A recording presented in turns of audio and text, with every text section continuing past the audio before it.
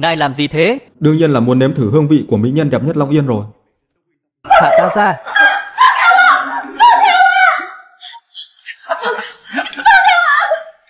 Ngài mà còn không buông ra là ta hét lên đấy. Cứu ta với. Nếu quý vị xem trên điện thoại, hãy phóng to khoảng 1.3x để có trải nghiệm tốt nhất.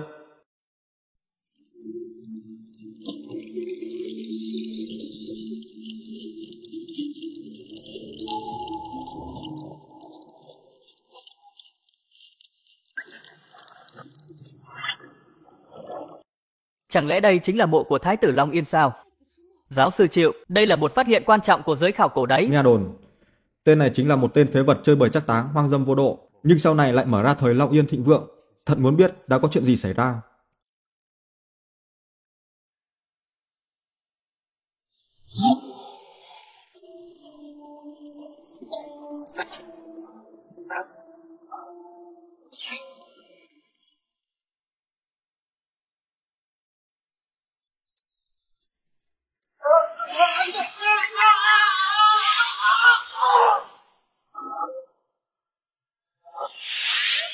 Giáo sư Triệu.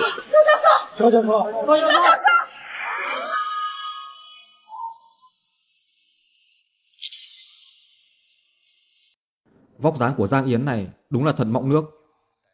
Lát nữa ta phải sơi thật ngon miệng mới được. Ngài làm gì thế? Đương nhiên là muốn nếm thử hương vị của mỹ nhân đẹp nhất Long Yên rồi. Thả ta ra.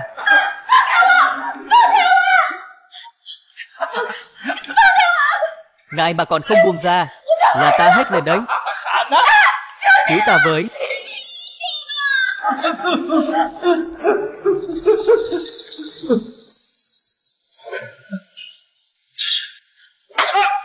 Hạ lưu, vô sỉ. Đợi đã, không phải thế đâu. Mình xuyên không rồi à?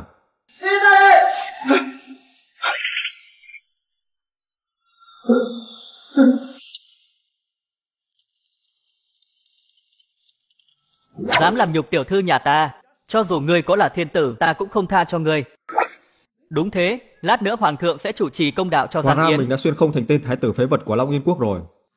Làm thái tử cũng thích đấy, nhưng mới xuyên đến đã bị úp sọt rồi. Hoàng thượng giá đáo.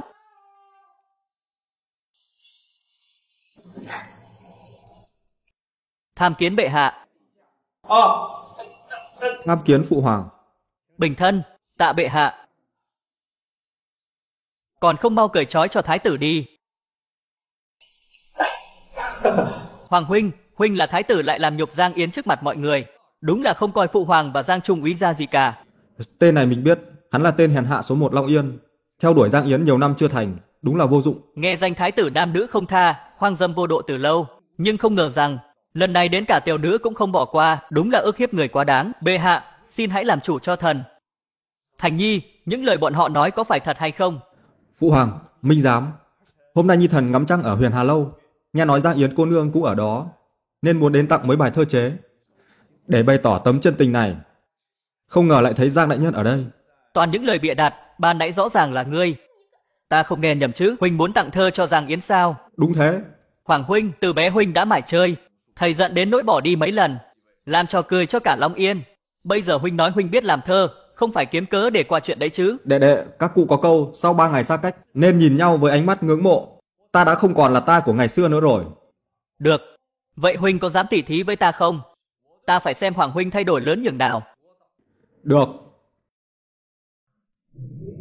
Nếu huynh đã muốn bày tỏ lòng si mê của mình với Giang Yến, thì chúng ta lấy tình yêu làm đề tài thế nào? Được chứ? Được, vậy ta không khách khí nữa. Đến lúc đó đừng trách đệ không giữ mặt mũi cho huynh trưởng nhé. Mặt mũi phải dựa vào thực lực của mình để giữ chứ. Ta e là đệ không có bản lĩnh này đâu.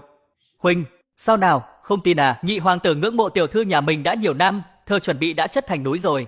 Loại mê gái như ngươi mà cũng đòi thắng à?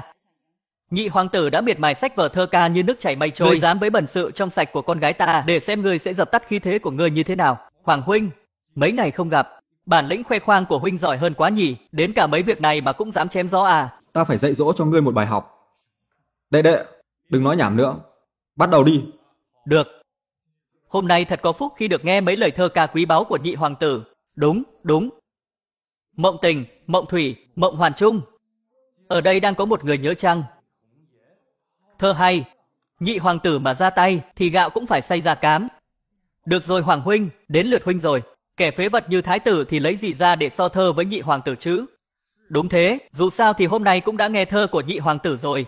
Thơ của đại hoàng tử không nghe cũng được, té thôi, té thôi. Mọi người nghe rõ đây, ta bắt đầu nhé. Mọi người nghe rõ đây, ta bắt đầu nhé. Làm mình làm bậy, để ta xem hạng thất học như ngươi thì có thể làm ra bài thơ gì. Giữa đám tìm người 100.000 độ, bỗng quay đầu lại, người ngay trước mắt. Dưới lửa tàn đứng đó. Uầy, đỉnh hơn này. Bài thơ này đúng là 100 năm hiếm gặp. Quá rõ ràng là nhị hoàng tử không thể so được. Chẳng lẽ thái tử đã cố ý che giấu chỉ để cho ngày hôm nay đọc cho Giang Yến nghe sao? Bỗng quay đầu lại, người ngay trước mắt, dưới lửa tàn đứng đó. Thơ hay. Thơ hay. Chắc chắn huynh đạo thơ.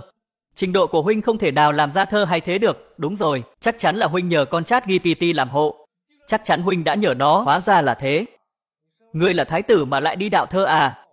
Hành vi như thế không xứng với cái danh thái tử. Hóa ra là thái tử đạo thơ người khác để giữ thể diện à? Thật đáng xấu hổ và đáng ghét. Không cần biết, Google hay ChatGPT đều không liên quan đến bài thơ này. Bài thơ này thực sự là tác phẩm của nhà thơ chân chính. Hoàng huynh, huynh chiếm thơ của người khác.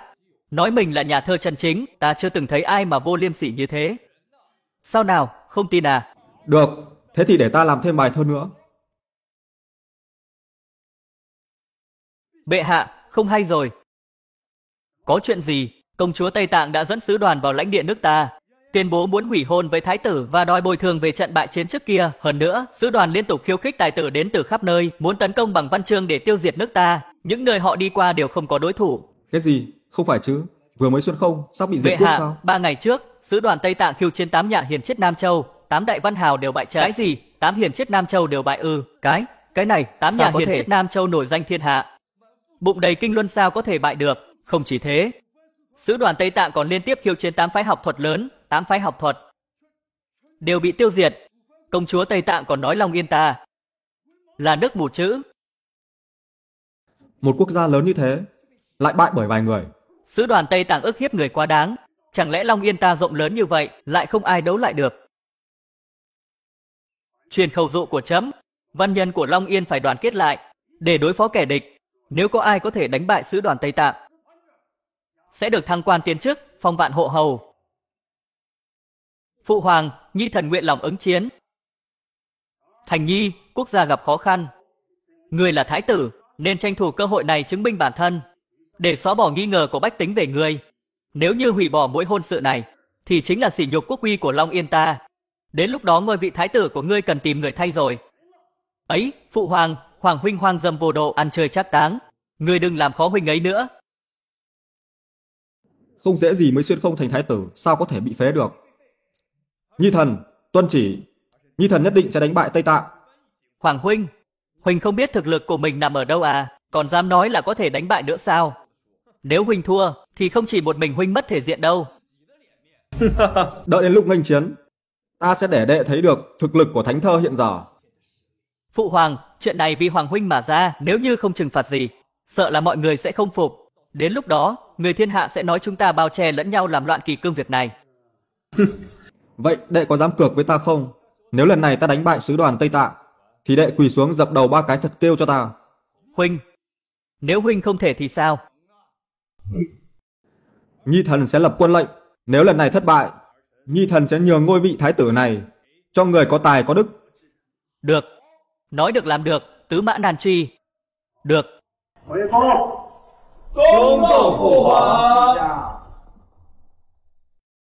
Hào hoàng huynh của ta, huynh dũng cảm thật đấy, đến cả quân lệnh mà cũng dám lập. Đến lúc đó mà mất chức, thì đừng trách đệ không để mặt huynh.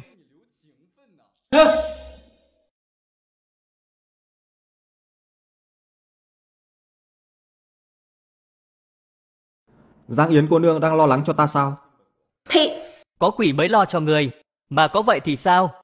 Nhị hoàng tử kia rõ ràng là cố ý khiến người xấu mặt, ngươi lại còn hùa theo, có khác gì tự con cá chui đầu vào giỏ không? Ai là con cá đó còn chưa biết đâu. Thực lực của sứ đoàn Tây Tạng lần này rất mạnh, nếu ngươi muốn thắng bọn họ thì không dễ đâu. Ngươi vốn không có ai ủng hộ. Nếu bại thì có nghĩa là văn nhân trên khắp thiên hạ sẽ theo phe Triệu Vũ. Giang Yến cô nương yên tâm đi, một sứ đoàn Tây Tạng bé nhỏ, một mình ta ứng phó là đủ. Giang Yến cô nương, nếu ta thắng, vậy chúng ta... Nằm mơ đi. Ta mới nói chỉ là nếu thôi mà. Được. Nếu người thắng thì... Muốn sao cũng được. Bảo thái tử ra đây.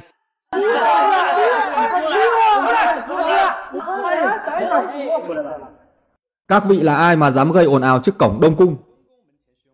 Bọn ta là người của Viện Hàn Lâm. Hôm nay muốn khuyên thái tử tốt nhất hãy nhường ngôi vị này lại, để người có tài có đức lên, để có thể dẫn dắt quan nhân trong thiên hạ đồng lòng đánh bại sứ đoàn Tây Tạng, nhường ngôi lại. Bọn này đang trói buộc đạo đức ta à?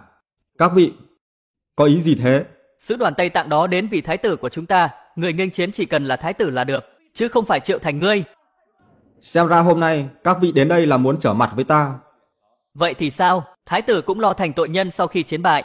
Lúc đó, văn nhân trên khắp thiên hạ sẽ viết thơ văn tế ngươi. Các ngươi có thể đại diện cho văn nhân thiên hạ sao? Đúng là anh hùng bàn phím thời nào cũng có. Đúng thế, thái tử điện hạ, các cụ nói rất hay, được lòng văn nhân là được lòng thiên hạ. Hôm nay ngươi đã mất đi sự ủng hộ của bọn ta. Ngươi cười cái gì? Ta cười ngươi ngu dốt. Nếu các ngươi có thể đại diện cho văn nhân thiên hạ, thế thì thơ của Hoàng Triều Long Yên ta coi như toi đời rồi. Ngươi... Được rồi, hôm nay Triệu Thành ta sẽ xem đám văn nhân các ngươi có tài cán gì. Được, nếu thái tử thắng, chúng ta sẵn sàng theo thái tử cùng ứng chiến sứ đoàn. Ê, thôi khỏi. Thái tử đúng là không biết tốt xấu, lại dám khiêu khích Ngô Mục đại nhân. Đúng thế, Ngô Mục đại nhân đứng đầu trong Viện Hàn Lâm. Ngươi chính là Ngô Mục đại nhân. Vậy thì tốt. Ra đề đi. Thời học sinh không yêu thì phí, mà yêu một tí lại dưới trung bình. Hay, Ngô Mục ra đề, chất như nước cất. Xem thái tử sẽ ứng đối như thế nào. Yêu thì khổ mà không yêu thì lỗ. Đời có mấy tí sao phải nghĩ. Ngươi... Sao nào, ta còn chưa phát huy hết đâu. Yêu vào gói ghém bỏ nhà theo trai. Hay. Mày ngu mày chịu đáng đời nha con. Nói gì chứ, nghe cũng vui tài phết. Đúng thế, đang chửi xéo Ngô Mục tiên sinh là đồ ngu đây mà. Hay đấy, nghe cho rõ. Cà khịa một tí thì vui. Cà khịa nhiều tí dùi cui vào mồm. Rồi đấy, chặn đứng họng Ngô Mục đại nhân luôn rồi. Đúng thế, cố tình trồng hoa, hoa không nở. Vô tình cà khịa, nhập tràn lan. Tuyệt vời quá, không phải thái tử đã chuẩn bị trước đấy chứ. Hỡi cô tóc ngắn ngân hàng, cho anh xin phép mời nàng đi chơi. Hay, Ngô Mục đại nhân chơi chiều lớn luôn. Đúng rồi, xem thái tử đối phó thế nào. Thái tử nguy hiểm rồi. Nhà em cách 4 quả đồi, cách 3 quả núi, cách đôi dãy rừng. Nhà em cách xa quá chừng. Ai bảo chăn trâu là khổ, tôi thấy chăn nàng còn khổ hơn trâu. Dăm 3 ly giấm ly trà, tin anh thả thính bán nhà mất tiêu. Ngô Mục đại nhân sao thế, tức hộc máu rồi. Sao nào, còn chưa đi à? Đợi bổn vương tổ chức tang lễ cho hắn nữa à? Ngươi... Nếu các ngươi đại diện cho văn nhân thiên hạ, vậy hôm nay bổn vương sẽ dạy cho các ngươi 2 đạo lý. Thứ nhất, không phải có được lòng văn nhân là có được thiên hạ, mà có được lòng dân mới có được thiên hạ. Thứ hai, dùng văn dựng quốc đúng là quan trọng, nhưng quan trọng hơn là ý chí kiên cường.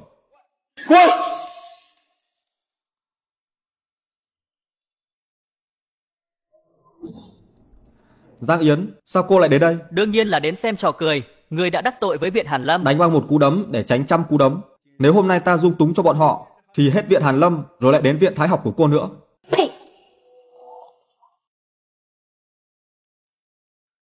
Đối thơ không tồi.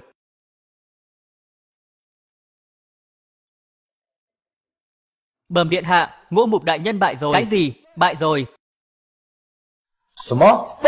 Không phải Ngô Mục đứng đầu Viện Hàn Lâm sao? Sao đến một tên đầu to óc hạt nho cũng không xử lý được? Vũ Nhi, giờ đây Triệu Thành không còn sự che chở của Lâm Phi.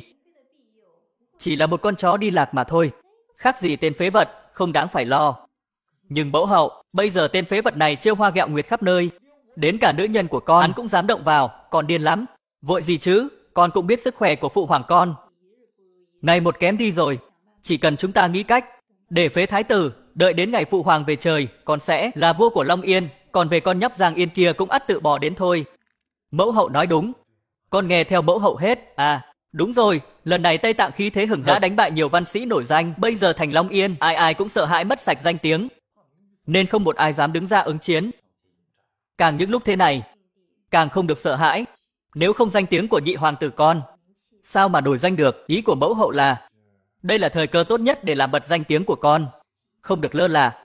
Ta đoán 3 ngày sau, Cuộc tỷ thí giữa Triệu Thành và Tây Tạng, hắn chắc chắn bại, đợi đến khi hắn bại trận, con hãy đứng ra lấy lại cục diện. Vậy thì ngôi vị thái tử không phải dâng lên tận miệng rồi sao? Mẫu hậu nói đúng, đến lúc đó con sẽ khiến tất cả mọi người thấy được ai mới là hoàng đế thật sự của Long Yên. Những ngày qua, đám người Tây Tạng này uy phong lắm đấy. 10 ngày liên tiếp đánh bại văn nhân 10 phủ. Hoàng huynh, ngôi vị thái tử của huynh không giữ nổi rồi. Nhị đệ thích ăn giấm ha. Ta nghe nói là có kẻ nào đó muốn cưới được vị công chúa ngổ ngáo này đến phát điên. Nhưng đệ yên tâm đi, dù là Giang Yến hay là Ngô Hồng Sương đều là của ta. Huynh, Phụ hoàng kêu chúng ta đến đây để đón sứ giả, không phải để cãi nhau. Hoàng huynh, huynh đừng đắc ý quá sớm, huynh đã lập quân lệnh trạng rồi đấy.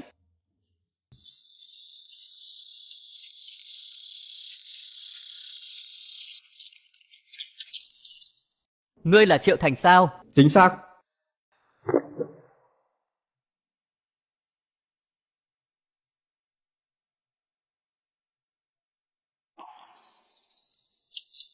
Một phế vật như ngươi cũng muốn làm phu quân của bổn công chúa sao? Tức thời thì mau chóng hủy hôn đi, nếu không đại quân Tây Tạng ta. Công chúa, đừng nhiều lời. Trên đường đến đây, ta cũng đã thấy được văn nhân Long Yên của mấy người. Chẳng có kẻ nào ra hồn, toàn là phế vật. Sao nào, ta nói sai à? Công chúa điện hạ, tính tình của bách tính Long Yên ta không được tốt lắm đâu. Phụ hoàng ta đã chuẩn bị sẵn binh lực rồi, muốn chiến thì chiến, nói nhiều làm gì.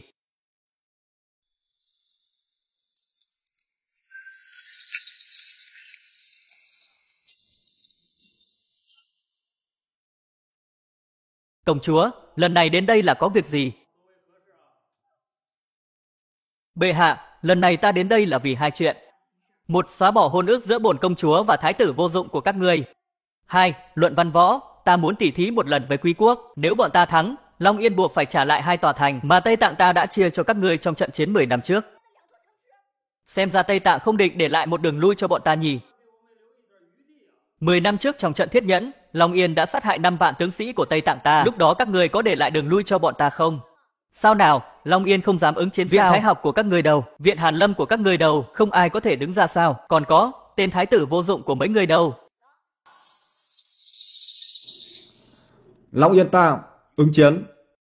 Nhưng nếu cô đến đây rồi thì chúng ta chơi trò gì khác đi. Ngươi nói xem. Nếu cô thắng, sẽ hủy hôn ước, thành trì trước đó sẽ trả lại. Và ta sẽ cho cô thêm 2 thành trì nữa. Chém gió không biết ngượng. Bệ hạ, không thể được. Thái tử làm vậy khác gì lấy Long Yên chúng ta là trò đùa. Hoàng huynh, huynh thấy gái đẹp tinh trùng lên não à? Đúng thế. Huynh vì gái đẹp mà mặc kệ an nguy quốc gia sao? Thêm 2 thành nữa à? Lần đầu ta thấy có người muốn tặng quà cho chúng ta đến vậy đấy. Vậy nếu như cô thua thì sao? Sao bọn ta mà thua được? Nếu cô thua, cô phải ngoan ngoãn làm vợ của ta. Hơn nữa, cô phải học cho ta đủ 36 tư thế. Ảo tưởng sức mạnh, nằm mơ giữa ban ngày đấy hả? Công chúa điện hạ, đây là có qua có lại, giao dịch bình đẳng. Sao nào, cô sợ rồi sao? Sợ ư? Long Yên các ngươi cũng chỉ là một đám tép diêu mà thôi. Chu Tác, có thần đây. Đây là ai? Chẳng lẽ chính là nghệ nhân Chu Tác đệ nhất thiên hạ à? Nếu đã thế, Chu mỗ có một đề. Nếu Long Yên có thể giải được, 3 ngày sau sẽ có tư cách để tỷ thí với Tây Tạng ta. Chuỗi mắt xích này đã được Chu đại sư dành nửa đời nghiên cứu, có thể nói là vô cùng tinh xảo không gì sánh bằng. Long Yên các người chắc chắn không thể giải được ngay, vô liêm sỉ quá đấy. Các vị ai khanh, có diệu pháp gì? Một lũ vô dụng, Long Yên ta nuôi các ngươi để làm gì? Phụ hoàng, nếu Hoàng huynh đã dám ứng chiến, chắc hẳn là đã có tính toán trong lòng. Hoàng huynh, không phải ban nãy huynh chém gió tuột quần sao? Nếu huynh thua, thì Long Yên phải tặng 2 tòa thành trì đấy. Chỉ thế thôi à? Ta còn tưởng gì cao siêu lắm. Hoàng huynh, chuyện này trọng đại. Huynh muốn đùa giỡn cũng phải chọn chỗ chứ. Đúng thế Hoàng huynh, tài cán của huynh thế nào? Bọn ta biết rõ lắm đấy. Thái tử không có bản lĩnh mà vẫn đứng ra ứng chiến. Xem ra ngôi vị thái tử phải thay người rồi. Toi rồi, lần này toi thật rồi. Đúng là tạo nghiệp. Long Yên ta sao lại có một thái tử thế này chứ? Long Viên bị hắn liên lụy mất thôi. Bệ hạ, mau chóng khuyên thái tử lui xuống đi. Long Yên ta không chứa chấp nổi người này. Hoàng huynh, còn không quỳ xuống nhận tội. Huynh là thái tử, đại diện cho bộ mặt của Long Yên ta. Bây giờ huynh làm mất mặt Long Yên thì đáng tội gì đây? Ta nói này, thái tử ăn hại ngươi, đừng ở đây khoác lác nữa. Bất kể là ngươi hay là Long Yên thì cũng đều vô dụng có tiếng rồi, lừa người khác thì được, chứ đừng lừa cả chính mình như thế. Chuỗi mắt xích này được ta tạo ra bằng những kiến thức đã học cả đời. Nếu ngươi mở khóa được thì ta sẽ chui xuống đất nằm trước. Chu Tác yên tâm đi. Một tên vô dụng như hắn không thể nào làm được đâu. Các vị, nhìn cho kỹ đây.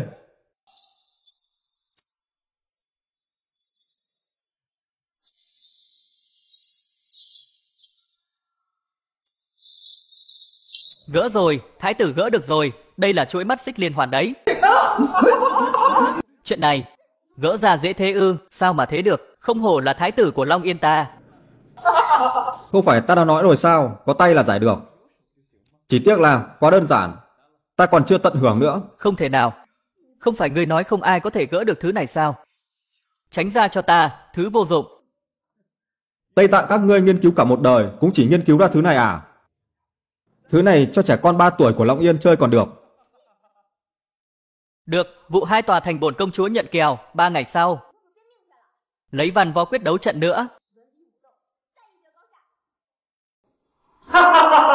Đúng là con trai ngoan của ta. Trọng thưởng, phải trọng thưởng. Tam đệ, lời hứa của chúng ta ngươi nhớ chứ? Các con, trên triều đình không được đùa nghịch. Hai đứa giải quyết riêng đi. Được ạ. Phụ hoàng, vì gái đẹp mà hoàng huynh cá cược cả 2 thành trì của Long Yên, thật không thỏa đáng. Hay là chúng ta xử phạt đi ạ? Huynh cười cái gì? Chẳng lẽ ta không được cười? Ta cười vì chúng ta còn chưa chiến. Ngươi đã sợ người khác giẫm lên mặt rồi. Vậy mà các ngươi còn muốn xử phạt ta? Lẽ nào không đáng thương, không đáng than, không đáng buồn cười sao? Tần thời Minh Nguyệt, Hán thời Quan, vạn lý Trường Chinh nhân vị hoàn, đản sử Long Thành phi tướng tại, bất giao Hồ Mã độ âm san. Hay cho câu thơ đản sử Long Thành phi tướng tại. Hay lắm, 3 ngày sau trẫm xem ngươi thể hiện thế nào. Nhi thần lĩnh mệnh. Tiểu Lục tử, lên trà cho ta. Trà của thái tử đây. Hôm nay ngài uy phong thật đấy. Thế nào, có phải bổn thái tử đỉnh lắm phải không? Đỉnh thì đỉnh, nhưng mà... Nhưng nhị gì? Thái tử không biết, nhiều người không xem trọng ngài. Hôm nay, Vạn Hoa Lâu đã mở bàn cá cược, tỷ lệ cược của thái tử Thật sự là... Vạn Hoa Lâu ư? Mở bàn rồi đây. 3 ngày sau thái tử điện hạ ứng chiến sứ đoàn Tây Tạng. Thái tử thắng, tỷ lệ 1 ăn 1000. Sứ đoàn Tây Tạng thắng, tỷ lệ 1 ăn 2. Nào, cược nào, ta muốn các sứ đoàn Tây Tạng. Nào. Sứ đoàn Tây Tạng. Các người không tin tưởng thái tử của chúng ta đến thế sao? Tốt xấu gì cũng là thái tử điện hạ của Long Yên ta. Tên thái tử này bình thường là hạng người gì? Mọi người cũng đều biết cả, lần này không những thi văn mà còn thi võ, hắn làm được sao? Đây không phải thái tử điện hạ của chúng ta sao? Tên thái tử này đúng là một tên vô dụng. Hoàng huynh cũng đến góp vui à? Sao thế? Huynh cũng đến cực mình thua à? Tính toán hay đấy. Hoàng huynh vì mấy đồng lẻ này mà không cần thể diện nữa à? Lợi nhuận chắc khổng lồ. Người đâu? Lấy 1000 lượng tới. Cực hoàng huynh ta thua thảm, số tiền thắng được đều quyên góp cho hoàng huynh.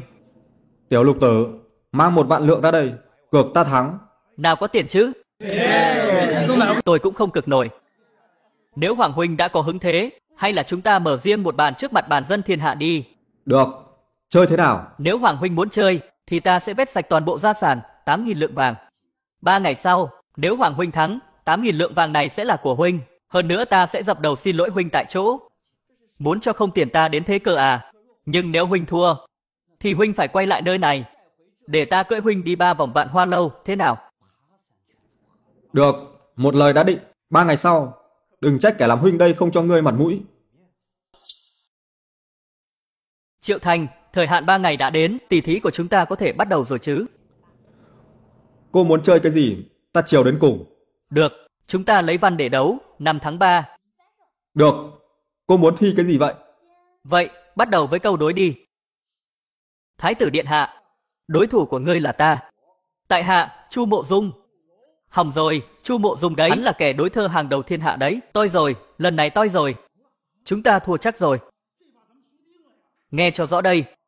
Đố ai định nghĩa được từ hôn, có khó gì đâu dạ bồn chồn. Hai người một góc đêm tối tối, tựa mã kể bồi thế là hôn. Không hổ là Chu Mộ Dung. Thơ cá bay bồng rung động lòng người.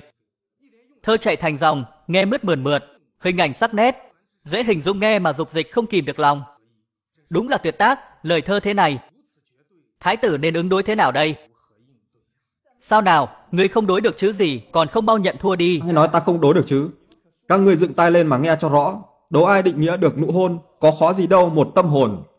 Hai đứa yêu nhau ngồi xích lại, môi kềm nhắm mắt, thế là hôn. Hay quá, đỉnh thật, hình ảnh trực quan có sức liên tưởng. Đỉnh của chóp, kể mà có cô em để thực hành thì cứ phải gọi là mứt mượt mượt. Đúng là nhân tài hiếm có. Hảo事啊! Bác Thang lên hỏi ông trời. Lấy tiền cho gái có đòi được không? Ông trời ông bảo rằng không, đến tao còn chịu, huống chi là mày. Không thể nào. Không ngờ tên Triệu Thành này lại có thể so tài cao thấp với Chu Mộ Dung. Để ta không ăn muối cá ơn. Anh không nghe vợ là trăm đường anh hư.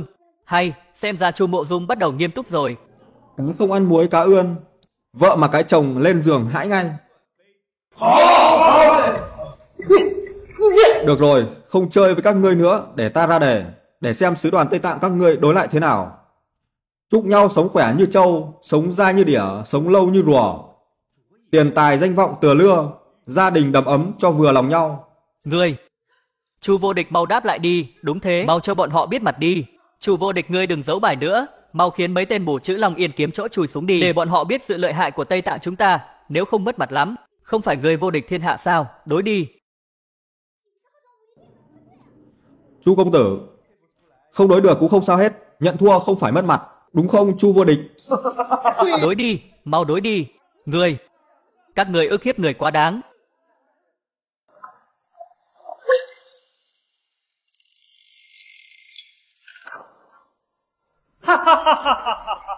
Hay, đề này ta nghĩ dù có tìm khắp Long Yên, cũng không ai đối được đâu. Nhà thơ đầu tiên ở Tây Tạng, Vương Thanh Sơn ra đây cho ta. Tây Tạng chơi bẩn đấy à? Vương Thanh Sơn này là, bệ hạ, thần nghe nói. Vương Thanh Sơn ở Tây Tạng là nhà thơ vĩ đại, danh tiếng nổi khắp thiên hạ, thế này là ỷ mạnh hiếp yếu, thơ từ ca phú. Với ta quá là tầm thường, chỉ có mấy người tài năng thấp kém ở Long Yên mới dùng. Ai thấp kém, đợi lát nữa sẽ biết thôi. Con gái nên cưới nhiều chồng, một ông rửa chén, một ông lau nhà, một ông cứ việc tà tà, khi nào em rảnh dắt chồng đi chơi. Đây là thơ gì thế? Thế mà cũng không nghe ra. Thái tử của Long Yên cũng chỉ đến thế thôi à? Đúng là đàn gầy tai trâu, ta biết ngay là huynh ấy không làm được. Bây giờ bại lộ rồi, Hoàng huynh, mọi người đều khuyên huynh đừng khoe mẽ. Giờ thì hay rồi, làm mất sạch mặt mũi của Long Yên ta rồi. Chỉ thế thôi, cũng gọi là thơ à? Ngươi, muốn ngủ ngon thì đừng lấy vợ, muốn không nợ thì đừng có yêu, muốn cao siêu thì đừng dại. Gái mà thoải mái, rất dễ đi tù. Hay. Người khôn chửi khéo nửa câu, để cho người dại tưởng đâu khen mình.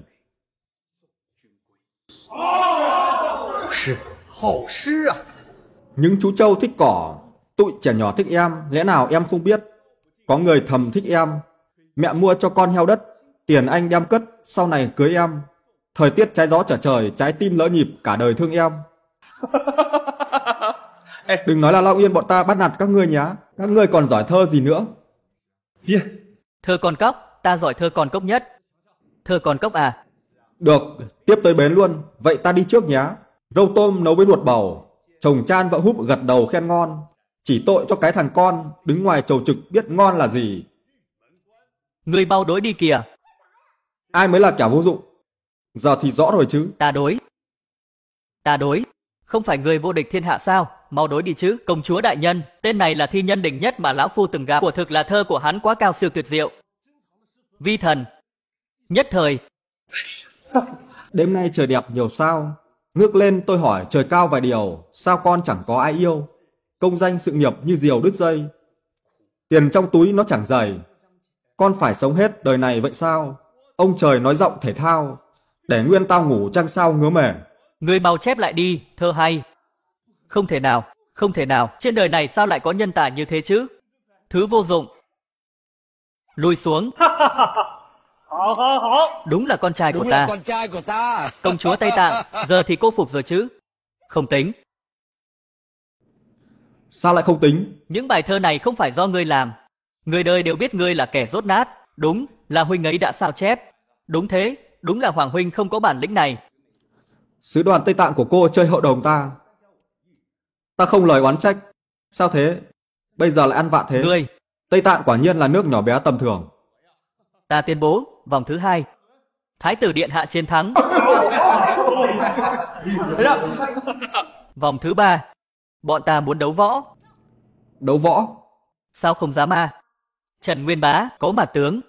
Trời trời, nghe nói Trần Nguyên Bá này vô cùng khỏe mạnh. Hắn chưa từng có đối thủ trên chiến trường. Sao mà chúng ta đánh được đây? Bọn họ quá đáng thật. Thái tử điện hạ sợ rồi à? Đúng rồi, nói người biết, phàm là đấu võ không bằng sinh tử. Thái tử điện hạ, dù gì ngài cũng đã thắng 2 vòng không rồi. Bằng nhường bọn họ một lượt đi. Sao nào, ngươi sợ rồi hả? Sợ thì vòng này nhận thua đi. Chẳng lẽ Long Yên các ngươi không còn ai nữa sao? Một lũ phế vật, chẳng thà quy thuận nước ta đi. Các ngươi đừng có mà quá đáng, một vừa hai phải thôi, quá đáng thật đấy. Triệu Thành, ngươi đừng đi, bọn họ cố ý khích tướng người đấy. Nếu ngươi thiệt mạng thì mới là sự sỉ nhục lớn nhất đối với Long Yên. Đường Long Yên ta, chẳng lẽ không có ai đứng ra sao? Hoàng thượng, lão tướng xung phong. Những câu thơ hào hùng của thái tử đã kích thích ý chí chiến đấu của thần. Lão phù hổ thẹn, hôm nay thần sẽ xử lý kẻ khách không mời mà tới này. Không sao chứ, Trình tướng quân, đỉnh thật đấy. Long Yên rộng lớn như vậy, chỉ có một lão già dám đứng ra nghênh chiến sao? Hoàng Nhi. Gọi ngươi kìa. Phụ hoàng gọi huynh không gọi ta. Cố lên. Được, đấu võ cũng được, nhưng đánh chém chán lắm. Chúng ta chơi gì khác đi. Ngươi lại muốn giở trò gì nữa? Mang kiếm tới đây. Ngươi muốn làm gì? Đừng vội, chúng ta đã chơi thì chơi lớn luôn đi. Là nam nhân thì giao lưu tí kiếm. Lần này ngươi đã va phải tường rồi. Kiếm của Trần tướng quân bọn ta vô địch thiên hạ đấy, các ngươi không đỡ nổi đâu. Thái tử đừng lỗ mãng, Trần Nguyên Bá đã khổ luyện nhiều năm, là kiếm khách hàng đầu Tây Tạng, ngài không có khả năng thắng đâu. Thành Nhi, không được đâu. Trần tướng quân là đệ nhất kiếm khách trong thiên hạ, chắc hẳn kiếm và người đã hợp làm một rồi nhỉ. Thế thì chúng ta thi nuốt kiếm xem ai có thể nuốt đến cùng. Nuốt kiếm ư? Triệu Thành, ngươi điên rồi sao? Ngươi chán sống rồi à? Công chúa điện hạ, mấy ván trước đấu văn đều là quy tắc do mấy người đặt ra, bây giờ đấu võ thì cũng phải để ta ra luật chứ. Được, ngươi làm trước đi, thế không công bằng, muốn thi thì thi cùng nhau chứ. Mấy người làm thế không phải hại thái tử bọn ta sao? Ta trước thì ta chiều. Triệu Thành, ngươi bị điên rồi sao? Nhục nhã, quá là nhục nhã. Đường là thái tử điện hạ của Long Yên lại bị người ta ép phải tự sát. Đây không phải nỗi nhục của Long Yên sao? Đúng thế, thái tử điện hạ chẳng lẽ lấy mạng ra để giữ uy phong của Long Yên ta? Thái tử điện hạ sợ rồi sao? Hắn không dám đâu. Chỉ là một tên tiểu nhân phô trương thành thế mà thôi. Ta sẽ cho ngươi vinh báo thêm một lúc nữa. Lát nữa đến lượt ngươi phải nuốt kiếm đấy.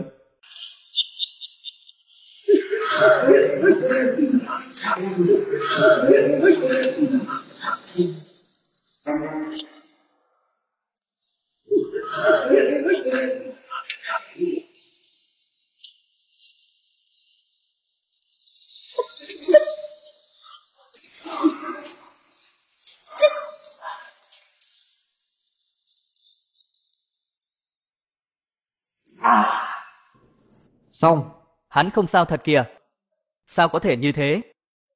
Tuyệt đối không thể nào. Chắc chắn hắn đã giở trò yêu ma quỷ quái gì rồi. Nói nhảm làm gì? Đến lượt mấy người rồi đó. Trần Nguyên Bá, ngươi đừng để bọn họ xem thường Tây Tạng chúng ta. Ban nãy 2 lượt đấu thơ đều đã thua rồi, lần này không thể thua nữa. Long Yên bọn ta lấy lễ đối đái, sẽ không ép buộc người khác. Nếu sợ rồi có thể nhận thua. Trần Nguyên Bá là chiến thần số 1 của Tây Tạng bọn ta. Loại vô danh tiểu tốt như ngươi làm được thì hắn cũng làm được. Trần Nguyên Bá, có, mau thể hiện cho bọn họ đi. Có được hay không thế? Nuốt đi, nuốt đi chứ.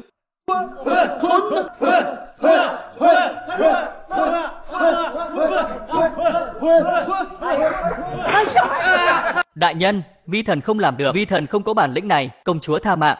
Thứ vô dụng, tại sao hắn làm được mà ngươi không làm được? Mất hết mặt mũi của Tây Tạng ta rồi. Công chúa, Triệu Thành không phải người tầm thường. Hắn là tiên nhân đấy. Không hổ là thái tử điện hạ, đúng là đứa con của trời mà. Ta tuyên bố, lần thi này thái tử điện hạ thắng. Vì công chúa điện hạ đã ra quy định là 5 trận thắng 3. Lần này thái tử đã toàn thắng không cần phải bàn. Công chúa điện hạ, còn nhớ giao kèo 2 thành trì của chúng ta chứ? À với cả, khi nào thì cô gả cho ta đây? À đúng rồi, ta không thích kiểu ăn mặc này của cô, ta thích váy ngắn. Ngươi! Thống khoái lắm. Chúc mừng phụ hoàng. Hoàng thượng vạn tuế, vạn tuế. Vạn vạn tuế. Bình thân, tạ bệ hạ. Đúng là con trai của ta. Hôm nay tỷ thí thái tử đã thắng Tây Tạng, nên được khen thưởng. Chúng ái khanh có đề nghị gì không? Thái tử điện hạ anh võ. Nhi thần có một suy nghĩ. Hôm nay Hoàng huynh thì nuốt kiếm, đã thể hiện được khí thế của Long Yên, làm ta hả giận một phen. Không bằng tặng 2 tòa thành mà huynh ấy giành được cho huynh ấy. Như vậy cũng có thể khiến Tây Tạng nhục càng thêm nhục. Thể hiện thực lực của Long Yên ta, Triệu Vũ này đúng là toàn mưu sâu kế hèn. 2 thành trì này rất quan trọng với Tây Tạng, chắc chắn bọn họ sẽ không cho, còn bảo ngài ấy tiếp nhận nữa. Khác gì đẩy ngài ấy vào hố lửa. Thành Nhi thấy sao? Nhi thần chắc chắn sẽ quản lý tốt 2 tòa thành này. Được, từ nay về sau, nó sẽ thuộc thẩm quyền của thái tử. Ngoài ra, thái tử lập công lớn.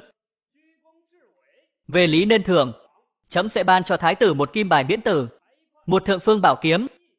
Thấy cây kiếm này là như thấy trẫm cho phép ngươi tiền trảm hậu tấu. Xie phụ Long ân. Giang Yến, hôm nay phu quân của cô rất pro phải không? Đồ lưu manh, ta không có loại phu quân như ngươi. Sao thế? Bị thương rồi à? Để ta xem. Nhìn thấy cô, tim ta rung động, đau lắm. Ngươi mà còn mồm mép tép nhảy như thế, sau này ta sẽ không tìm người nữa. Cô còn nhớ giao kèo hôm nay không? Hôm nay, ta sẽ hôn cô.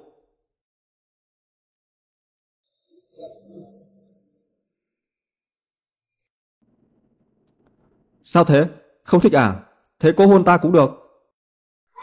Không thèm. Chỉ có một cơ hội, ngươi đã dùng xong rồi đấy.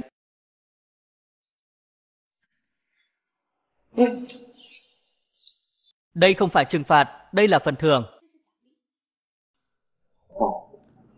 Giang Yến, cô yên tâm. Cô ở đâu, ta sẽ cưới trâu tới rước cô về động phòng. Điện hạ, Lỗ công công đến rồi. Nhanh thế à? Triệu Thành lại thắng được Tây Tạng ư? Mẫu hậu, lần này Triệu Thành đại sát tứ phương, đã thu phục được rất nhiều văn võ bá quan, còn tiếp tục thế này, thế thì có làm sao? Đợi hắn tiếp quản 2 tòa thành thì những người ngoại tộc sẽ không quan tâm đến kim bài miễn tử của hắn. Ý của mẫu hậu là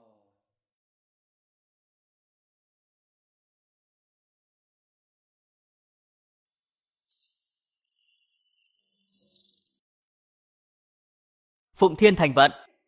Hoàng đế chiếu viết: Đồng cùng thái tử hôm nay lập đại công, dũng cảm đánh lui sứ đoàn Tây Tạng, nâng cao quốc uy, ban cho 2 thị trấn Hỏa Dã và Ngưu Giác ở phía đông cung điện.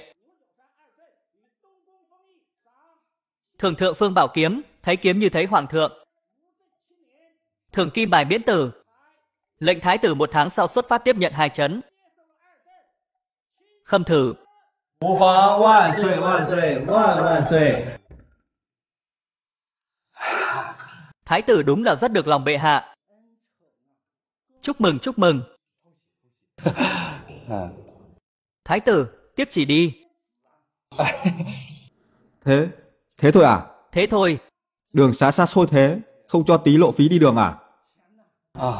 Không có. Đúng rồi, hoàng thượng khẩu dụ. Quốc khố Long Yên khó khăn, liên tục thiếu hụt, vậy nên lộ phí lần này do thái tử tự giải quyết. Khâm thử. Không, đây còn là cha ta không?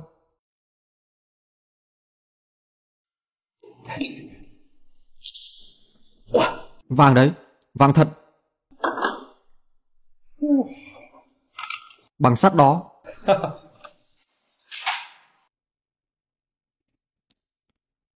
Tài liệu học tập. Tiểu lục tử, đây Điện là hạ, đây là 36 tư thế, ngài bảo ta đi sưu tầm đó. 36 tư thế à? Sao thế điện hạ? Hay là để ta mua thêm 72 tư thế? Xem ra đời này ta đã định sẵn phải sống ở đó rồi. Phải kiếm tiền thôi. Mọi người đến đây ngó qua đi, ngó xem thịt heo ngon của Long Yên giá rẻ như cho. Người giàu không chịu ăn, người nghèo không biết nấu. Sáng ra làm 2 tí, chiều về làm 2 nháy. Đỉnh như thế thật ư? Đến cả thái tử gia cũng nói thế rồi, con là dạ được à? Cho ta nửa cân thịt heo, cho ta một miếng đi, ta muốn miếng này. Cho ta miếng này trước đi. Thái tử đỉnh thật đấy, mới mấy ngày thôi mà đã kiếm được 4.000 lượng rồi. May là kiếm được chút tiền này, tháng sau là khởi hành rồi. Khoản này ít cũng mất cả vạn lượng bạc đó. Thế nên ta đã lợi dụng danh tiếng của vụ lần trước, đại diện cho cửa hàng. Độ nổi tiếng có thể kiếm ra tiền đó. Thái tử, ngài nhất định phải đại diện cho nhãn hiệu của ta. Thái tử, đây là hoa hồng gửi ngài trước. Bán được hay không, nhờ cả vào ngài đấy. Được thôi. Vậy cái này của ngươi, cứ nói là đến Tết thả ga, dùng xe tay ga. Ồ được. Cái này thì là thấy kinh đô là thấy Tết. Thái tử ra tay gạo cũng phải xay ra cám. Những lời quảng cáo này đơn giản ngắn gọn, dễ nghe dễ nhớ, hay lắm.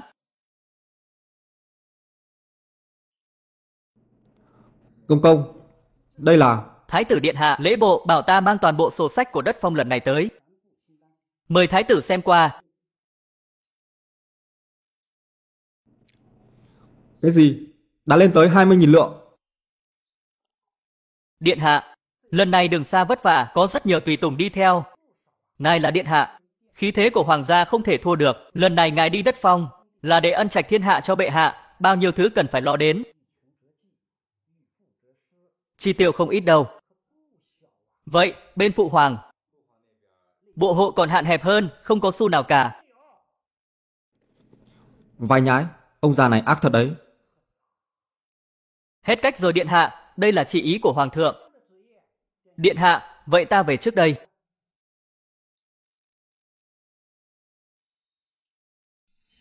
Hạn 1 tháng sắp hết rồi. Chắc chắn là chúng ta không kịp đâu. Hay là để ta đi tìm thêm mấy nhãn hiệu nữa để ngài làm đại diện. Cái việc này, những sản phẩm giống nhau chỉ được đại diện cho một bên. Nếu không mấy ông chủ trước đó sẽ tế ta mất. Vậy phải làm thế nào đây? Tiểu Lục Tử, ngươi nói cho ta nghe về tình hình của phủ ta đi. Điện hạ, bây giờ Đông Cung chúng ta có 10 người hầu. 1 quản gia, mã phủ 8 người. 5 đầu bếp, 5 gia đình, 10 nha hoàn. 200 binh lính, chỉ riêng chi tiêu mỗi tháng cũng hết 5.000 lượng bạc rồi. Còn 2 vạn lượng chuẩn bị khởi hành nữa. Làm sếp khó thật đấy, phải nuôi biết bao nhiêu người. Tiểu Lục Tử, tập hợp binh lính lại cho ta. Điện hạ muốn làm gì thế? Làm gì à? Đi đòi nợ. Tên Triệu Thành này thắng Tây Tạng, chắc chắn là có cao nhân chỉ điểm. Hắn không thể nào có thực lực như vậy được. Điện hạ chớ hoảng, cho dù hắn có thắng thì sao chứ? 2 tòa thành đó đều là vùng quan trọng của Tây Tạng. Chắc chắn bọn họ sẽ không cho. Huống chi bây giờ thái tử còn không thể lo nổi lộ phí.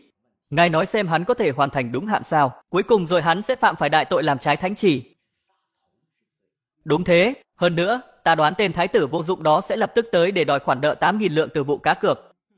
Số tiền này hắn đừng hòng lấy được. Hơn nữa điện hạ còn có thể lừa hắn một khoản nữa. Mau nói. Hay lắm. Đi, giờ làm luôn. Rõ, điện hạ.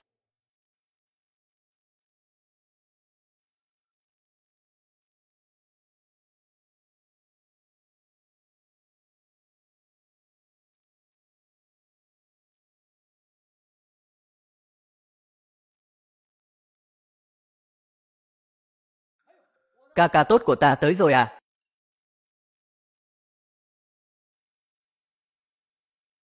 Mau, hầu hạ tốt cho ta đấy.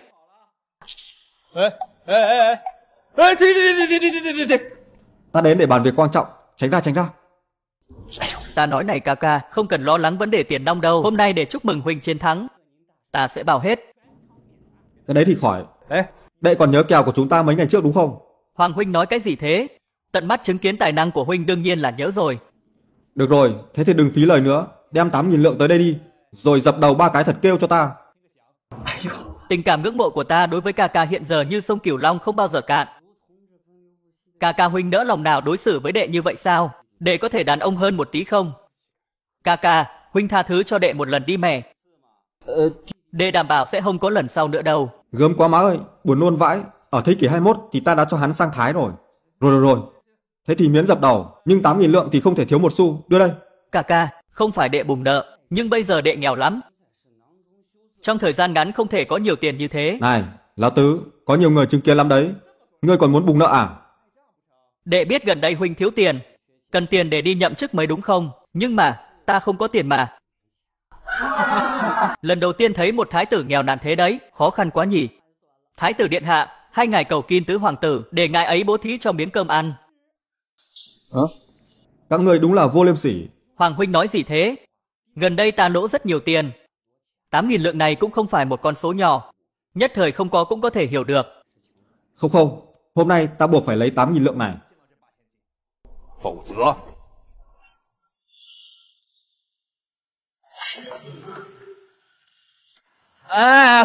Ca, ta là đệ ruột của huynh đấy, huynh đừng làm thế, gần đây ta thực sự là không còn tiền nữa. Hay là để ta lấy. Tòa nhà Vạn Hoa lâu này thế chấp 8.000 lượng. Vạn Hoa lâu này cũng được đấy. Đúng thế. Vạn Hoa lâu này của ta là trốn tốt nhất kinh thành đấy. Các thiết bị và mấy cô em đều là hàng tuyển chọn đấy. Điện hạ không thể đồng ý được. Điện hạ, trước giờ có rất nhiều tư nhân ưng cái Vạn Hoa lâu này, thậm chí còn bỏ ra cả 1 vạn lượng, nhưng tứ hoàng tử đều không thèm liếc lấy một cái, giờ lại chịu thế chấp với 8.000 lượng cho ngài, chắc chắn là có gì đó không ổn. Thái tử ca, Vạn Hoa lâu này là tâm huyết nhiều năm của đệ. Đệ rất không nỡ. Nếu không phải lần này cá cược, thằng cu này đang tính toán gì thế nhỉ? Được, quân tử một lời nói ra từ mã nan truy. Ngươi thế chấp Vạn Hoa lâu này cho ta với giá 8.000 lượng đi. Thật sao? Thật luôn. Điện hạ, ngài hồ đồ rồi. Được, hoàng huynh ta uy phong lẫm liệt, đáng để ta học hỏi. Người đâu, mang khế ước lên đây.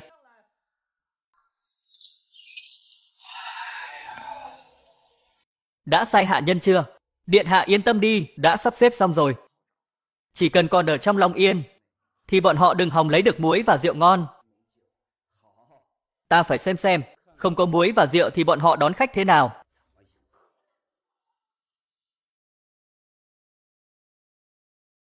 Thái tử điện hạ. Không hay rồi. Có chuyện gì? Điện hạ, phải làm sao đây? Bên cung cấp muối và rượu không chịu bán hàng cho chúng ta nữa. Không có muối làm gia vị, thì thức ăn của chúng ta sẽ nhạt nhẽo vô vị, lại còn không có rượu ngon. Chúng ta tiếp khách thế nào đây?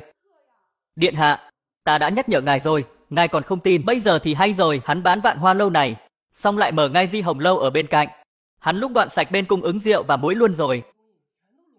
Chúng ta không thể nào đấu lại hắn được. Đấu không lại ư? Chúng ta không những đấu, mà còn phải cho họ đẹp mặt.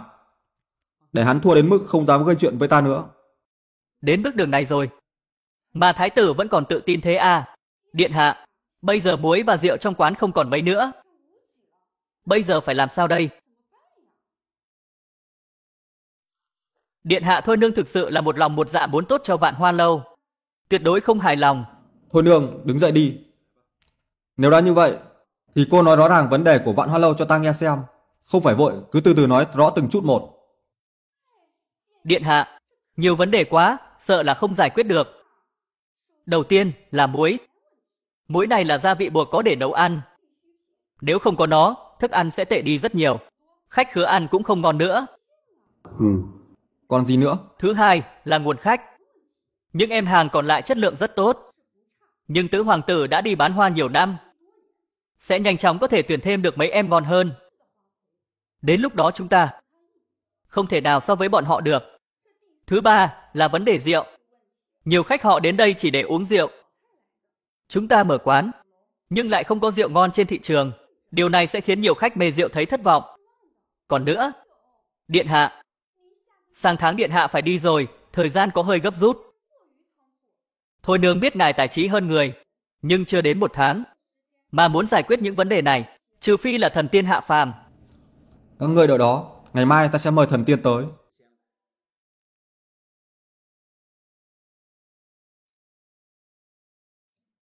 Mẫu hậu, người biết không, sao thế? Hắn đã bị lão tứ lừa mua lại Vạn Hoa lâu với giá 8.000 lượng. Không lẽ nó cảm thấy mua lại Vạn Hoa lâu là có thể kiếm được tiền chứ? Con đã bảo mà, chắc chắn lần trước hắn đã mời cao nhân tới, bây giờ thì lộ nguyên hình rồi, vẫn là một tên phế vật. Tên thái tử phế vật này cũng không đáng sợ. Chỉ cần trong vòng 1 tháng hắn không thể nào lên đường, ngôi vị thái tử sẽ là của con. May mà có lão tứ. Bây giờ con phải khiến tên phế vật này thảm bại. Đi thôi, đi, Vạn Hoa lâu chơi đi. Đi Vạn Hoa lâu gì chứ? Người không nghe nói tứ hoàng tử đã mở một Di Hồng lâu 10 sao. 3 ngày sau là khai trương rồi, ở ngay bên cạnh thôi, hơn nữa lại còn có mấy em hàng mới. Ai nấy cũng đẹp như thiên tiên. Xem ra tên thái tử vô dụng này muốn đấu với tứ hoàng tử thật đấy nhỉ. Khác gì lấy trứng trọi đá đâu. Đi thôi. Đi Di Hồng lâu chơi nào. Nghe thấy rồi chứ, đến cả bách tính bình thường cũng biết. Tứ hoàng tử kinh doanh nhiều năm. Dưới trướng có một đống tay sai nghe lời hắn. Ngươi thì hay rồi, tự chui đầu vào dọ luôn. Yên tâm đi Giang Yến, không cần lo lắng cho phu quân đâu. Ta đang nói chuyện nghiêm túc với ngươi đấy, ngươi đừng có mà cười cợt với ta. 1 tháng sau nếu ngươi vẫn không thể lên đường, đừng nói là ngôi vị thái tử, mạng ngươi cũng không giữ nổi đâu. 1 tháng, thừa sức để ta giải quyết. Giờ mà vẫn còn chém gió. Di Hồng lâu của tứ hoàng tử 3 ngày sau là khai trương rồi. Thế mà ngươi còn đóng cửa 3 ngày, sao không đấu lại với hắn đi? Có phải ta chém gió hay không, đợi 1 tháng sau là biết. Giang Yến, nếu cô thực sự không tin ta, thì chúng ta cá cược với nhau đi. Nếu ta may mắn chiến thắng, thì cô sẽ... Ngươi... Chỉ 1 tháng. Ngươi không sợ chết à? Cô yên tâm đi. Ta đường đường là thái tử của Long Yên, sẽ không mất mạng bởi mấy thủ đoạn rẻ tiền này đâu. Đại trượng phu mà ngỏm, thì cũng phải ngỏm trên chiến trường, lập ra công danh. Hay. Cái gì hay? Kẻo ban nãy hay.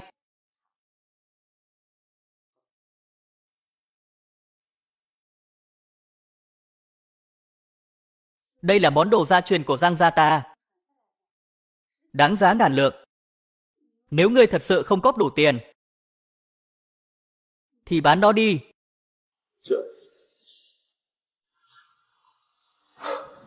Có vợ hiền như thế này, còn cần gì khác nữa? Ông chủ Vạn, ông bán số mũi này cho bọn ta đi. Bọn ta sẽ trả gấp đôi.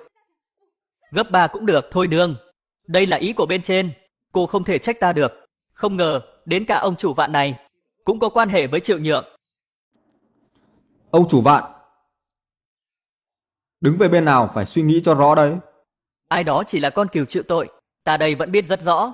Theo ai mới là lựa chọn sáng suốt? Ngươi. Thái tử, ngành muối của Vạn gia ta là hoàng cương được bệ hạ khâm điểm, ta không phạm luật. Cho dù có là thượng phương bảo kiếm cũng không thể làm gì ta cả. Được, vậy chúng ta cứ chờ mà xem. 3 ngày sau, ngươi đừng đến cầu xin ta. Xin ngươi ư? Cho dù ta có thành ma, cũng không thể nào cầu xin ngươi được. Đó. Một lũ phế vật, toàn là phế vật, lại để thua cái tên thái tử vô dụng đó. Đã gửi thư cho phụ hoàng chưa? Bẩm công chúa, đã gửi rồi ạ. Phụ hoàng sẽ không dễ dàng tặng 2 tòa thành đó cho Long Yên bọn họ đâu. Bọn họ không xứng. Ta tuyệt đối sẽ không gả cho cái tên cẩu thái tử đó. Công chúa điện hạ, có tin tốt đây. Tin tốt gì? Tên Triệu Thành đó bị người ta tính kế rồi. Giờ không những không thể đi tiếp nhận 2 thành, sợ là đến ngôi vị thái tử cũng không thể giữ nổi. Như thế thì hôn ước của công chúa điện hạ đương nhiên sẽ được xóa bỏ. Ông chủ tiền, ông có thể nào? Người của Vạn Hoa lâu, ta không tiếp. Bọn họ định đẩy chúng, ta vào đường cùng sao? Đúng thế. Về đi.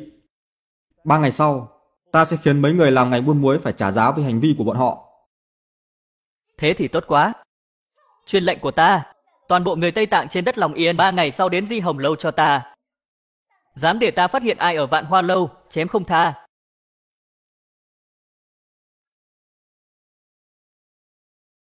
Các vị khách quan, miễn phí 3 ngày trước khi khai trương. Các vị xả láng đi, hôm nay Di Hồng lâu khai trương. Đón khách toàn thành. Chỉ cần hôm nay đến Di Hồng lâu của ta, không những miễn phí rượu, còn miễn phí toàn bộ các món ăn. Thế thì chất đấy. Thế thì Vạn Hoa Lâu đấu với Di Hồng Lâu thế nào? Đúng thế, cho nhiều lộc lá như vậy, ai lại không đi Di Hồng Lâu chứ? Vạn Hoa Lâu cứ đợi đóng cửa đi, nghe nói mấy em hàng lần này ai cũng đẹp như hoa. Ta ngứa ngáy hết ruột gan rồi đây, ta cũng thế. Triệu Thành, ngươi lấy gì ra để đấu với ta? Nào, mau, xốc lại tinh thần nào. Chỉ còn 3 ngày nữa, chúng ta chỉ còn 3 ngày để chuẩn bị. Tiếp theo đây, để ta phân chia nhiệm vụ thôi nương. Nếu Triệu Nhượng đã lũng đoạn rượu ngon của chúng ta, thì các ngươi đi kiếm mấy bên bán rượu thô càng nhanh càng tốt. Việc này, Thái tử điện hạ, chất lượng và mùi vị của rượu thô. Cô cứ nghe theo ta là được. Tiểu Lục Tử, đi tìm mấy người chịu làm việc cho ta, không cần phải tiết kiệm, nên tiêu cứ tiêu. Điện hạ, ngài định. Đến lúc đó sẽ rõ. Đi. Còn về những hot girl này, mấy em qua đây. Thái tử điện hạ, mấy cô em này của ta, ai nấy cũng đỉnh lắm. Ngài có muốn ngó qua không? thế thì ta phải kiểm tra đàng hoàng mới được.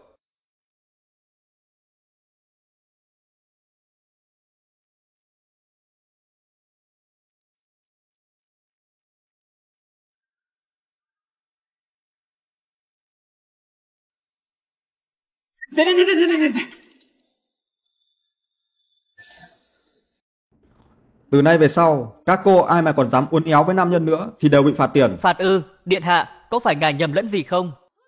Chúng ta không phải chuyên làm cái này sao? Ai nói với cô cho chúng ta làm mấy thứ này? Ta hỏi các cô muốn quỳ xuống để kiếm tiền hay muốn đứng để kiếm tiền? Đương nhiên là muốn đứng kiếm tiền rồi. Nếu không phải dòng đời đưa đẩy, thì mấy cô em chỗ chúng ta ai chịu đi bán thân bán nghệ chứ? Được, thế thì sau này nghe lời ta. Ta khiến các cô dù đứng cũng kiếm được ối tiền. 1、2、3、4。 Lúc khom người, mông đừng có vảnh như thế. Đoan chính lên. Đừng có cười, phải chơi chiêu mặt lạnh. Đúng, tốt hơn rồi. Nào, lại lần nữa. Điện hạ, nào có gái nào mà tiếp khách như thế chứ?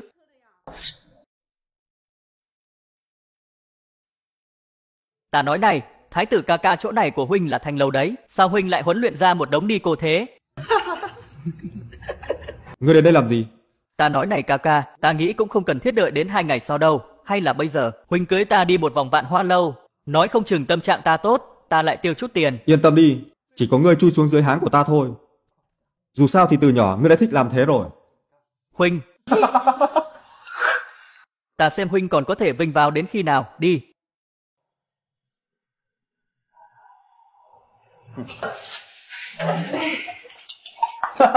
大功告成啊！ 殿下， Ngài vui vẻ hí hửng mang nhiều rượu đục thế này về cũng vô dụng.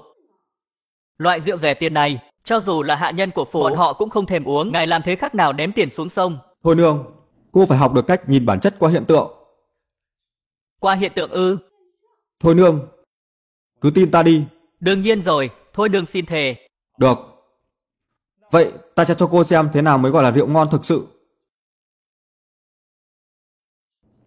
Tiểu Lục Tử, Có, cho cô ấy nếm thử xem. rõ. Nào. Rượu này thơm ngon dễ chịu. Hương vị rượu còn vương vấn mãi. Đúng là rượu ngon. Vậy sao? Ta cũng thử xem.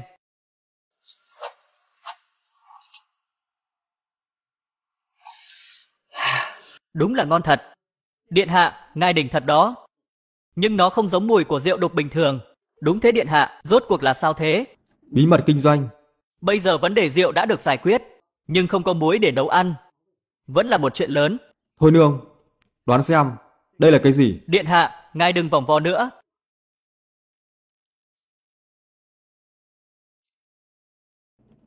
Thôi nương, đây chính là thần tiên ta mời về. Điện hạ, muối này là... Ta bảo ngươi đi mua lần trước, là để điều chế ra số muối này đó. Nhưng sao muối này lại vụn thế? Không giống với muối bình thường. Đương nhiên rồi, muối bình thường là muối thô, còn muối này là muối tinh, đã được ta gia công lần 2. Muối tinh ư? Đúng, Triệu Nhượng chơi bẩn với chúng ta. Không ngờ hôm nay ta lại tạo được rượu và muối tinh, chất lượng còn cao hơn. Muối tinh này mà kết hợp với thức ăn thì đúng là hết nước chấm. Điện hạ, hôm nay ta cũng đã mở mang tầm mắt, thấy được tài hoa của ngài. Giờ ta sẽ đem số muối tinh này qua phòng bếp. Những món ăn của chúng ta mà có muối tinh này thì nhà hàng 5 sao cũng phải chào thua. Điện hạ, bây giờ chúng ta có đủ hàng rồi. Đến lúc đó thật sự có thể phân cao thấp với tứ hoàng tử rồi. Đúng thế, chúng ta phải hủy hoại quán của bọn họ đến cùng. Tiểu Lục Tử, dẫn thêm binh lính tăng ca để chế thêm muối và rượu. Nhớ lấy, ai mà tiết lộ ra ngoài, chém không tha. Còn có một ngày nữa, Vạn Hoa Lâu vẫn đóng cửa không tiếp khách.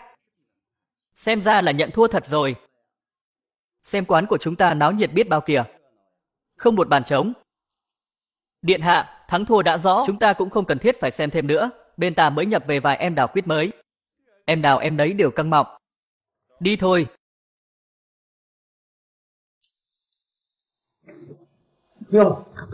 Ta nói này Hoàng huynh, sao hôm nay lại có thời gian rảnh đến đây thế? Sao nào, không dạy bẫy Nico của huynh làm phép nữa à? Sợ là Vạn Hoa Lâu của người ta không làm ăn gì được nữa.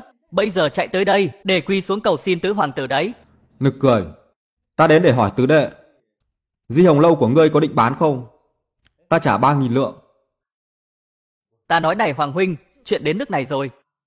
Huynh không cần phải miễn cưỡng nữa đâu. Này, chỗ bên dưới của ta luôn sẵn sàng dạng ra cho huynh. Lại. Hai huynh đệ chúng ta làm chén đã.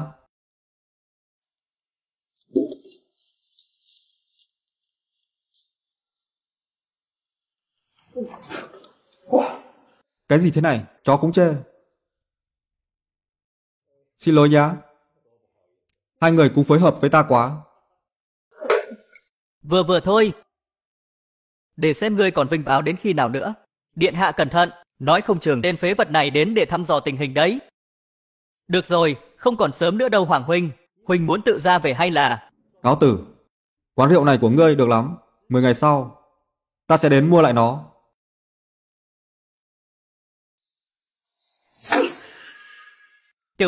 Tiểu thư, không hay rồi, sao thế? Vạn Hoa Lâu sắp khai trương rồi mà rượu vẫn chưa chuẩn bị xong. Nghe nói đã bị tứ hoàng tử chơi một vố. Tên vô dụng này đúng là tự mãn quá rồi. Không được, ta phải đi tìm hắn. Tránh ra. Yên Nhi, con muốn làm gì? Con, lần này Triệu Thành chắc chắn sẽ bại, ngôi vị thái tử sẽ mất, thậm chí còn có thể nguy hiểm đến tính mạng. Để tránh bị liên lụy, con không được gặp hắn nữa. Cha, quay về, 3 ngày này, tiểu thư không được đi đâu hết, trông chừng kỹ cho ta, rõ? Điện hạ, ngài muốn làm gì thế? Sao lại bày trí quán thành thế này rồi? Kỳ lạ quá. Đúng thế điện hạ. Thế này ảnh hưởng mỹ quan lắm. Lần này chúng ta phải chơi cái gì đó mới mẻ. Đây gọi là buffet. Buffet ư? Sau này khách hàng ăn buffet ở tầng 1. Muốn ăn gì thì cứ việc ăn. Mỗi người chỉ cần trả 1 lượng bạc. Nếu mỗi người 1 lượng bạc thì chúng ta không dễ tính lỗ lãi. Bọn họ ăn nhiều hơn thì sao? Yên tâm đi. Ta đã tính toán kỹ mới cho ra cái giá này. Yên tâm cứ làm là được. Được. Sau này, 5 tầng Vạn Hoa Lâu sẽ chia ra làm các khu vực khác nhau. Tầng 1 là bình dân. Tầng 2 là nơi lại dành cho nhà giàu. Tầng 3 là karaoke, tầng 4 là Alibaba, tầng 5 là Thiên Điện Lầu Xanh.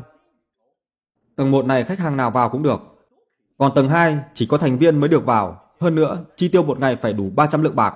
Ngoài ra, phải trả lời đúng câu đố. Điện hạ, đỉnh quá. Đáp đúng câu đố không quan trọng, mà 300 lượng này là khoản buộc phải chi. Đương nhiên rồi. Đây gọi là chế độ thành viên. Khách hàng lớn nhất của quán rượu chúng ta là những công tử phú thương.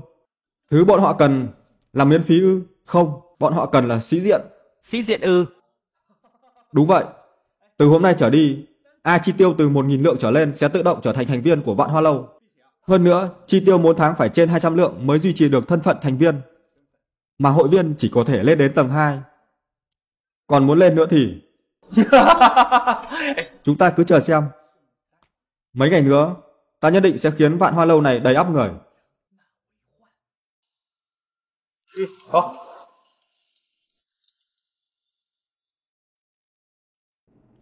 Món gì cũng có. Tốt. Đại công cáo thành. Tốt. Điện hạ, người này là tâm phúc của Triệu Nhược, đầu bếp chính của Di Hồng Lâu. Ngài nên cẩn thận.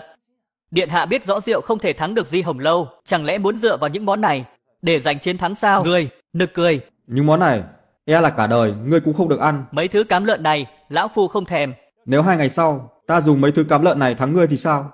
Lão phu đã hành nghề hơn 4 năm. Điện hạ định không dùng muối mà nấu ăn sao? Đúng là nực cười. Giờ đây ngài lại nhúng tay vào chuyện bếp núc của quán rượu, tứ hoàng tử mà biết, chắc chắn sẽ khiến ngài mất sạch mặt mũi. Vậy sao? Ta rất muốn biết hắn làm thế nào để ta mất sạch mặt mũi. Nếu đã vậy thì chúng ta cá cược đi. Nếu đến lúc đó mà ta thắng, ngươi phải nghỉ làm. Nếu ta thua, ta sẽ đóng quán. Điện hạ, không được. Được. Nói được làm được, tứ mã nan truy. Chốt kèo nhé. Điện hạ, cáo từ. Điện hạ, ngài không nên khinh thường hắn. Tuy chúng ta có mối tình, nhưng trước kia Khương Duy này là đầu bếp được hoàng thượng khâm điểm. Thực lực của hắn đứng thứ hai thì không ai đứng thứ nhất. Đúng thế, điện hạ ngài nông nổi quá rồi. Thế thì cứ đợi mà xem. Các vị khách quan, tối nay Vạn Hoa Lâu chính thức khai trương vào giờ dậu 3 khác. Lúc đó sẽ mang đến một trải nghiệm hoàn toàn mới lạ cho mọi người, giống như thiên đường nhân gian vậy. Cô nói nghe ảo lòi quá đấy. Kinh doanh quán rượu không phải chỉ có mấy thứ kia thôi sao? Đúng thế, cũng chỉ có mấy cái đó.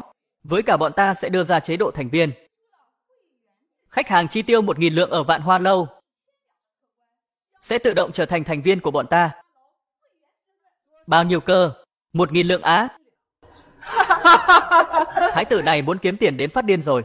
Vạn Hoa Lâu này còn không có muối, thức ăn nấu ra chắc chắn dở hơn cám lợn, mọi người đừng có mắc bẫy. Vạn Hoa Lâu các ngươi còn chẳng có rượu ngon, toàn dùng rượu đục để đãi khách. Ngươi nói thế khác gì lừa đảo đúng không nào? Lừa đảo, lừa đảo. Các người cứ đợi đó. Lừa đảo, còn mở quán rượu nữa, mở quán rượu gì chứ?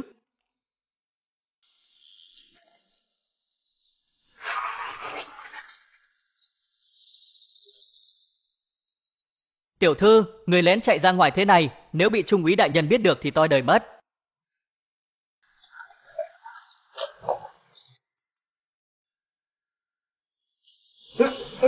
Triệu Thành, mau đi theo ta nhân lúc bây giờ vẫn còn kịp. Giang Yến, con mặc kiểu gì thế? Với cả tại sao chúng ta phải đi? Ngươi còn hỏi ta à? Đều tại ngươi cứ phải dây vào tứ hoàng tử. Bây giờ rượu với cả kỹ thuật làm muối đều bị lũng đoạn rồi. Bây giờ ngươi còn không đi thì bao giờ mới đi được đây? Giang Yến, lần này ta nhất định sẽ giấm nát Di Hồng Lâu dưới chân. Triệu Thành, bây giờ không phải lúc để sĩ diện, mạng chỉ có một thôi. Nếu ngươi bị bắt đi mất thì ta... Yên tâm đi Giang Yến, cho dù có chuyện gì thì ta cũng phải giữ lại cái mạng này. Nếu không, sao ta có thể thưởng thức vẻ đẹp của cô được? Đã là lúc nào rồi mà ngươi còn mặt dày như thế? Ta không những không thua, mà còn chuẩn bị voi chín ngà, gà chín cựa, ngựa chín hồng mao để cưới cô nữa. Ta không cần mấy thứ đó. Ta chỉ cần ngươi sống cho tốt thôi. Được rồi. Tối nay ta mời Giang Yến đến chỗ của ta để thưởng trà. Thế nào? Thuận tiện xem phu quân của cô giành chiến thắng thế nào. Được. Đi thôi.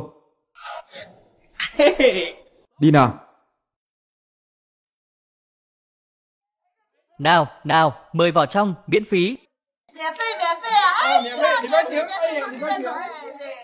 Qua đây đi, mời vào trong. Triệu Thành, hắn lấy gì ra để đấu với ta đây? Sứ đoàn Tây Tạng chúc mừng Di Hồng Lâu, tặng 2 đầu sư tử bạch ngọc. Cảm ơn công chúa đã đến ủng hộ, không cần khách sáo, ta chỉ cần Triệu Thành thua. Công chúa, không phải vì yêu mà hận đó chứ?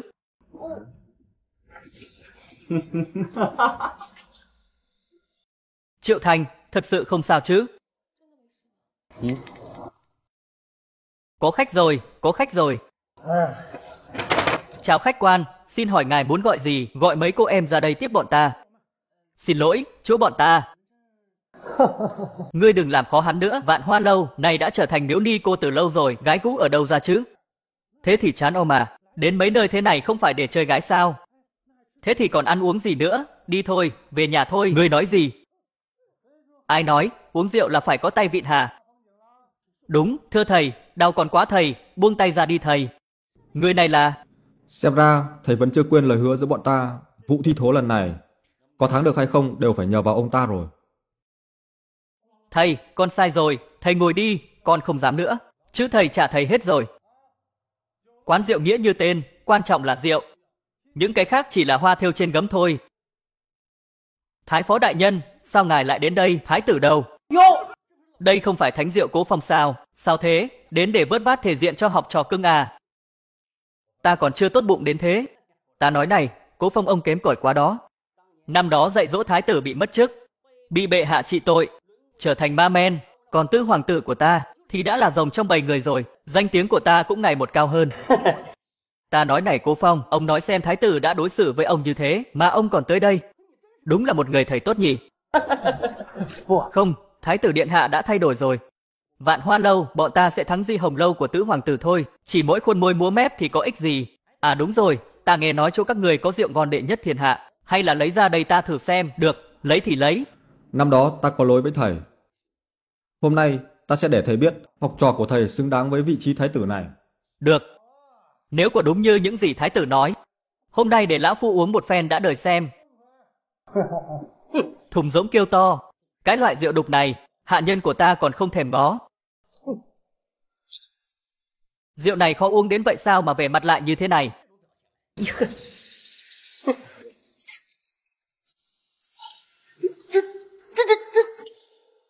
Không thể nào, không thể nào. Rượu này thơm ngon ngây ngất, say đắm lòng người. Đây là rượu ngon nhất mà lão phu từng uống. Đây là rượu ngon đệ nhất thiên hạ đấy. Mỹ tiểu đó, thái phó, mùi vị thế nào? Tiểu lục tử, mau mau mời thái tử ra đây. Lão phu rất muốn biết rượu này từ đâu mà có. Ngon đúng chứ, nhưng mà đây chỉ là rượu dở nhất của chỗ ta thôi. Đây mới chỉ là rượu dở nhất thôi à? Đúng thế, vậy mau lấy rượu ngon nhất ra đây đi. Thực sự xin lỗi, theo quy định của Vạn Hoa lâu, muốn lên tầng 2 uống rượu, không những phải tiêu tiền để thành thành viên mà còn phải đoán đúng 3 câu đố. Từ thái phó, không phải ông nói ông dạy ra vô số đồ đệ giỏi sao, vậy có thể đoán được câu đố của học trò ta để lên tầng 2 uống rượu chứ? Đơn giản, Chu Sở Sinh. Có trò, có thể giúp thầy lên tầng uống rượu không? Đương nhiên rồi, lần trước thái tử sỉ nhục Ngô Mục tiên sinh, sỉ nhục văn nhân thiên hạ. Lần này, con sẽ đòi nợ thay cho bọn họ. Đến cả Chu sư ca cũng ra tay rồi, xem ra chắc kèo là có thể lên tầng uống rượu rồi. Tầng 2 của Vạn Hoa lâu bây giờ rầm rộ như thế, nếu chưa gì đã bị mở khóa chắc sẽ thành trò cười mất. Giờ đã không còn là vấn đề uống rượu nữa. Năm đó vì thái tử mà Cố Phong bị cách chức, thái phó vẫn luôn bị học trò cười nhạo. Hôm nay chính là cơ hội tốt nhất để Cố Phong trở mình. Đúng thế, màn đối đầu giữa hai ông thầy này, phải xem tên học trò nào có thể mang vinh quang về. Sở Sinh là môn sinh giỏi nhất của ta. Sở Sinh, ngươi dập tắt cái thói kiêu căng của thái tử đi. Nghe nói gì chưa? Đại học sĩ Cố Phong đã đến Vạn Hoa lâu đấy. Sao mà thế được? Không phải Vạn Hoa lâu không có rượu sao? Bọn họ đi làm gì? Ngươi vẫn chưa biết à? Ai uống rượu ở Vạn Hoa lâu cũng khen ngon hết. Đến cả Cố Phong cũng nói rượu của Vạn Hoa lâu là đệ nhất thiên hạ. Cái gì? Vạn Hoa lâu mà đỉnh thế á? Đến cả thánh rượu Cố Phong cũng nói thế rồi. Hơn nữa trùng hợp thế nào mà đối thủ của Cố Phong? Từ thái phó cũng ở đó. Bây giờ còn muốn tỉ thí với nhau đoán câu đố kìa. Vui phết đấy, mau đi xem.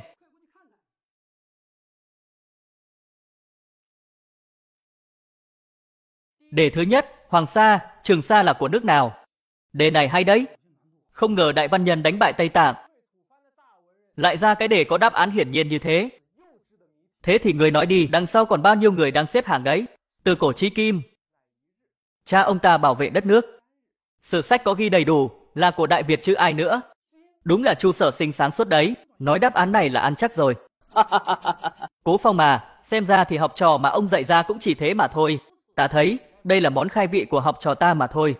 Cái Cố, ông cứ đợi mà xem trò cưng của ta đánh bại thái tử như thế nào đi. Đến lúc đó cái danh thầy của ông cũng chỉ để đó mà thờ thôi. Người máu lạnh thật đấy, trước kia không chịu học hành gì, hại Cố đại nhân bị mất việc. Bị đồng bối cười nhạo cũng thôi đi, bây giờ còn khoanh tay đứng nhìn. Giang Yến, đừng vội mà. Đến lúc đó, ta tự ắt sẽ xuống. Thái tử ra, phát tài rồi, buffet mà ngài sáng chế ra đã nổi ầm ầm rồi. Chúng ta đã thu về 15.000 lượng rồi.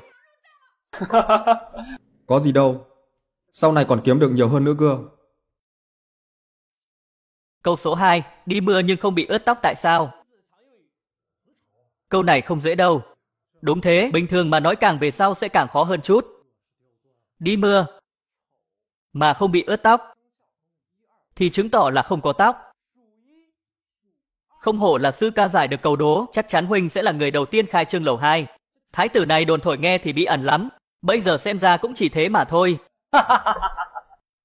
Xem ra loại thầy ông nội thì cũng chỉ dạy ra loại trò như thế thôi.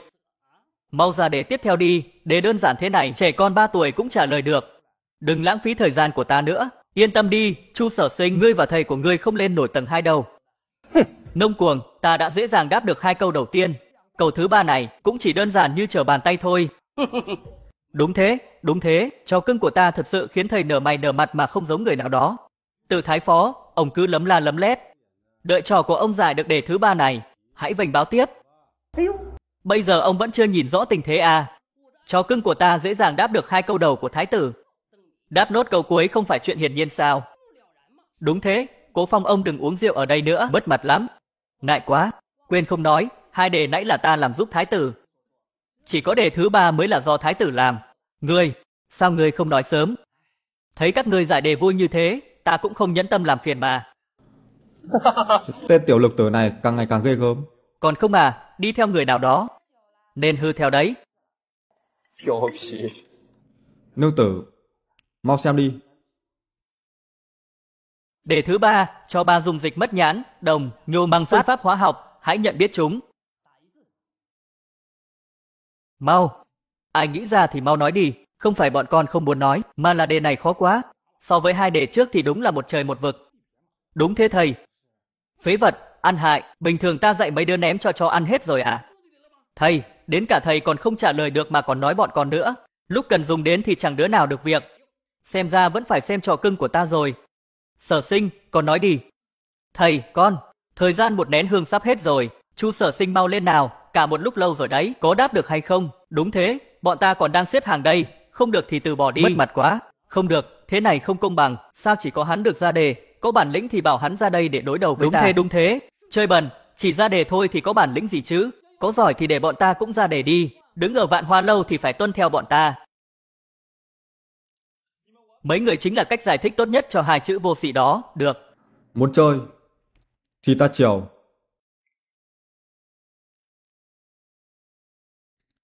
Chào thầy. Thái tử, nhiều năm không gặp khiến lão phu phải nhìn với một con mắt khác rồi, nhưng Chu Sở Sinh này không đơn giản đâu. Con cẩn thận đấy. Thầy Cố có ơn giáo dục với con, dạy con kiến thức và lễ tiết. Con nhất định sẽ không để thầy thất vọng đâu. Bây giờ phải để bọn họ xem học trò của thầy Cố có trình độ như thế nào mới được. Đừng có mà đắc chí quá. Nói không chừng câu hỏi đầu tiên của trò ta, người đã không trả lời nổi. Nói nhảm ít thôi. Ra đề đi. Chữ gì bỏ cả đầu, bỏ cả đuôi, đều có nghĩa. Tưởng thế nào hóa ra cũng chỉ thế này. Kìa, thái tử vẫn phải suy nghĩ. Chắc chắn câu đầu tiên hắn đã không giả được rồi, ta nói mà. Chỉ là một tên thái tử hữu danh vô thực mà thôi. Trận chiến với Tây Tạng lần trước, nói không chừng là đã thỉnh giáo vị cao nhân nào đó. Bỏ đuôi có ở Đàm Ma. Bỏ đầu là bệnh người ta đề phòng, để nguyên vui nức trong lòng. Đầu đuôi bỏ, chợ ngồi không mà buồn. Chứ vi diệu thế này, đó là chữ Tết. Tết bỏ tê thành tế, bỏ đầu thành ết. Để nguyên là Tết, bỏ cả đầu đuôi là ế. Đỉnh quá, điện hạ suy nghĩ nhanh thật đấy. Tiểu nhân bái phục, ngươi đừng vui mừng quá sớm, câu thứ 2 ta sẽ khiến ngươi mất sạch mặt mũi. Giờ ngươi vênh váo thế này. Ta thực sự muốn nhìn thấy dáng vẻ lúc ngươi cụp đuôi. Được rồi, nghe đề thứ 2 đây. Không huyền là vị của tiêu. Có huyền, công việc sớm chiều nhà nông. Mất đuôi, ăn có ngon không? Dầm tương, dân chúng ruộng đồng dùng quen. Chữ cay. Hay. Giờ đây thái tử kiến thức đã uyên bác đến vậy rồi sao? Lợi hại lắm. Đề mới ra mà đã có đáp án. Bây giờ là hòa rồi, xem thái tử có thể trả lời được câu hỏi cuối cùng không? Cho đừng hoảng. Câu cuối cùng này ta đã lựa chọn kỹ trong tập đề học sinh giỏi, chắc chắn hắn sẽ không trả lời được. Nói đi. Được ạ, được. Đừng làm chậm trễ thì giờ nữa, khách ở sau còn phải đợi đến bao giờ đây? Ta thật sự phải sửa lại quy tắc thôi, nếu ai cùng vua Lim Sử như đám người này, thì khách khứa phía sau, không biết phải đợi đến khi nào nữa. Đề thứ 3, nhìn thì không màu, năm thì không tiếng, ăn không có vị. Lại soi được gương là gì? Nước. Không thể nào. Ai cũng đồn hắn chỉ là một tên ngu si dốt nát. Tại sao hắn lại trả lời được hết? Lời đồn thì cũng chỉ là lời đồn thôi. Nếu đồn ngươi là con trai của ta thì mọi người có tin hay không đây? Không thể nào. Cho. Ông nhìn ta làm gì? Nhìn trò của ông ấy. Nếu không đưa đi chữa trị thì không giữ nổi mạng đâu. Chúng ta đi.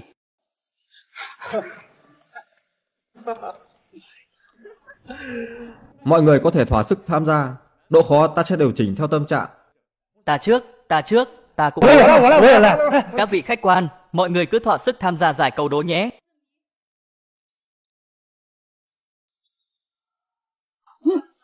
Rượu ngon. Ngươi làm ăn kiểu gì thế hả? Ngươi nói cho ta rượu của bọn họ ở đâu mà ra?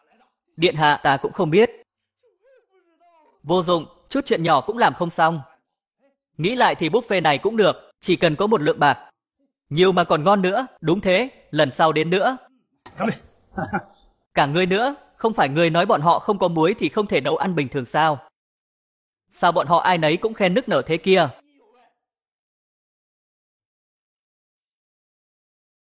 Thịt cá tươi ngon thì thôi đi, nhưng canh chua cay mà ngon được. Chắc chắn là đã dùng muối, hơn nữa chất lượng còn vượt xa muối bình thường ở ngoài thị trường. Đừng kiếm cớ nữa. Trên thị trường chỉ có một loại muối. Chẳng lẽ người định nói với ta Triệu Thành còn có thể tự tạo một loại muối riêng à? Hắn không có bản lĩnh đó. Tránh ra. Các người. Điện hạ đừng sợ, Di Hồng Lâu của chúng ta toàn là mấy em hàng ngọt nước.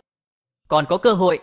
Còn có cơ hội. Ấy, ta trả lời đúng rồi, ta trả lời đúng rồi. Chúc mừng Lưu công tử có thể lên tầng 2 rồi. Hay lắm, lên nóc nhà là bắt con gà. Chúc mừng, chúc mừng. Đi thôi, lên nóc nhà. Ai nói là không có gái? Ai nói? Điện hạ, điện hạ. Một lũ phế vật. Trò cung. Con xem chúng ta quen biết bao nhiêu năm, hay là cho vi sư lên thằng đó luôn đi. Sư phụ, chính thầy đã nói với con, không được bỏ quy tắc. Quy tắc này phải tuân thủ. Thế thì còn hạ thấp tí độ khó cho thầy nhé. Nếu không, ta không thể uống được rượu trên tầng 2 rồi. Đi thôi, ta đưa cô lên. Công chúa điện hạ. Còn đợi gì nữa, ta cũng muốn uống, mau đi mua rượu cho ta. Tiểu nhị, ta trả lời đúng rồi, ta muốn đăng ký thành viên. Ta muốn lên tầng 5 có thiên địa lầu xanh. Mau đăng ký cho ta, đám văn nhân Long Yên này sao ai nấy cũng dễ dàng lên trên thế? Sao người của chúng ta không ai trả lời được thế? Đúng là một đám vô dụng. Rượu, ta muốn uống rượu, ta muốn uống rượu bà bảy. Vâng, nô tỳ đi đăng ký thành viên ngay đây. Của thực đã động tay động chân với muối. Các người, ai có thể nói cho ta biết tại sao muối của bọn họ lại khác của ta?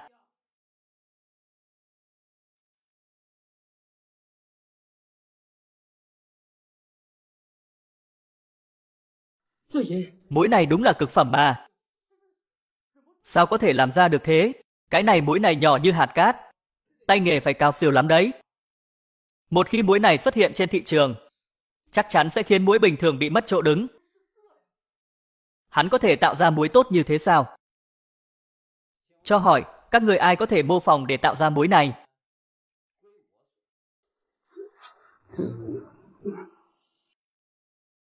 Phế vật, một đám phế vật. Nuôi các ngươi để làm gì?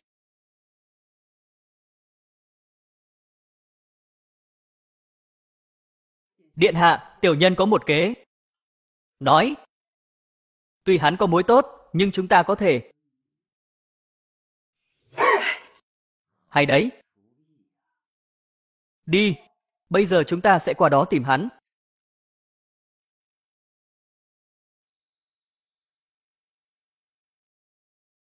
Ngươi có thể tìm chuyện gì khác làm không, đừng có mà. Đừng có mà chìm đắm vào gái gú nữa. Điện hạ, chúng ta phát tài rồi, phát tài rồi. Bên thu ngân nói đã có 200 người đăng ký hội viên rồi, khu buffet không một chỗ trống. Điện hạ, chúng ta giàu to rồi. 200 người. Một người 1.000 lượng. Vậy có nghĩa là 20 vạn lượng bạc sao? Cộng thêm những người ăn buffet nữa. Là bao nhiêu tiền chứ? Chỗ này chẳng nhằm nhò gì. Bây giờ mới chỉ là bắt đầu thôi. Cái gì? 3 vạn lượng cũng không thể lên tầng 2 sao? Đúng thế, quán bọn ta có quy tắc riêng, muốn lên tầng 2 buộc phải trả lời đúng 3 câu đố. Không được, các người làm thế là cố ý gây khó dễ cho Tây Tạng, không công bằng. Có bản lĩnh thì thi thơ ca đi, đúng thế, ức hiếp người quá đáng thật, ngại quá, thực sự là không được. Đây là 5 vạn lượng, cô cứ nhắm một mắt, mở một mắt đi, dù sao Thái tử Điện Hạ cũng không biết chuyện này. Ta, đi một lát rồi quay lại, ngài đợi một lát. Thái tử, một khoản tiền lớn như thế. Ngài cho hắn vào thì sao chứ, tiền này không nhận cũng phí. Tuyệt đối không được. Chỉ khi giữ vững quy tắc thì mới có thể kiếm được nhiều tiền hơn, phải khiến bọn họ thèm thuồng, mà không có được. Ấy, đợi đã, Có phải là bọn họ muốn thi thơ ca đúng không? Đám người Tây Tạng này thật không biết điều gì cả. Lần trước mới bị ta dạy dỗ xong thế mà đã quên rồi. Hảo. Nếu bọn họ đã muốn thi thì ta sẽ thi với họ. Thái tử điện hạ cho phép Tây Tạng các ngươi được thi thơ ca. Trận chiến lần trước chắc chắn đã dùng sạch kiến thức của hắn rồi. Lần này chắc chắn có thể chiến thắng. Đúng thế, người Tây Tạng chúng ta đâu phải dạng vừa. Lần này bọn ta đã có chuẩn bị từ trước. Thái tử điện hạ, chẳng lẽ hắn còn tưởng rằng hắn thắng mãi được à? Hôm nay sẽ lấy rượu làm chủ đề. Các vị ai có thể thắng thì ắt sẽ được lên tầng 2. Một ngày làm khách nơi bệnh viện. Thấy phận mình chưa phải héo tàn.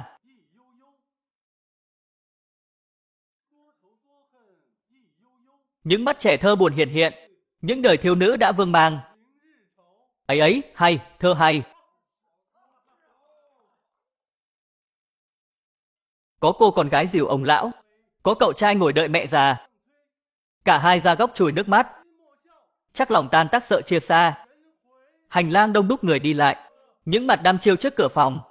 Những phận quê nghèo lên phố thị. Áo quần nhàu nát nỗi lòng đong. Đại phu cho rất nhiều xét nghiệm, hỏi mình tim loạn nhịp lâu chưa, thưa rằng loạn nhịp từ khi hiểu đất nước trong tay kẻ bạo tàn. Trời ơi, đây đúng là thái tử sao? Ai mà đấu lại được đây?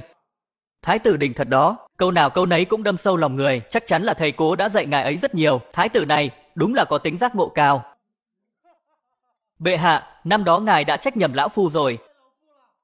Thái tử mà lão phu dạy dỗ, sao có thể là kẻ vô dụng được chứ? Hôm nay, rượu trên tầng 2 không uống cũng được. Tài nghệ của thái tử đã hơn cả lão phu rồi.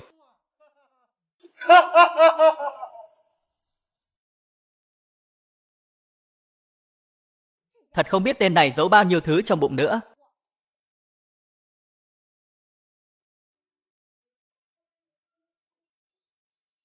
Điện hạ, điện hạ. Sao thế?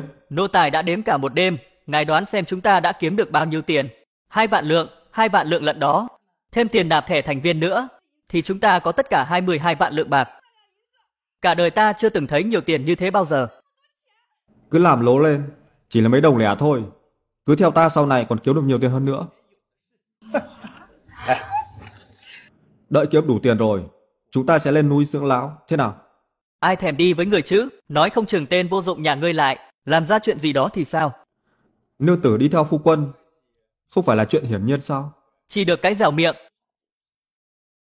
Ngươi cũng đừng kiêu căng quá, vừa kiếm tiền cũng vừa phải chú ý. Đứng càng cao, gió càng to.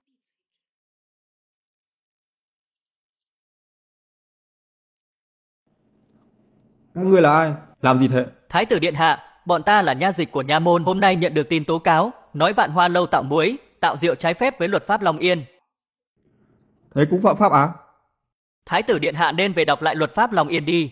Chỉ những bên được quan phủ chỉ định mới có thể tạo muối, tự ý chế tạo muối là trọng tội, lại thêm việc tự ý chế rượu nữa, tội càng nặng hơn. Cái gì? Người đâu? Lục soát, vâng.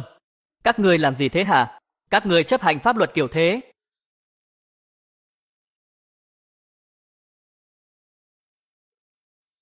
Đưa đi, nộp hết lên triều đình.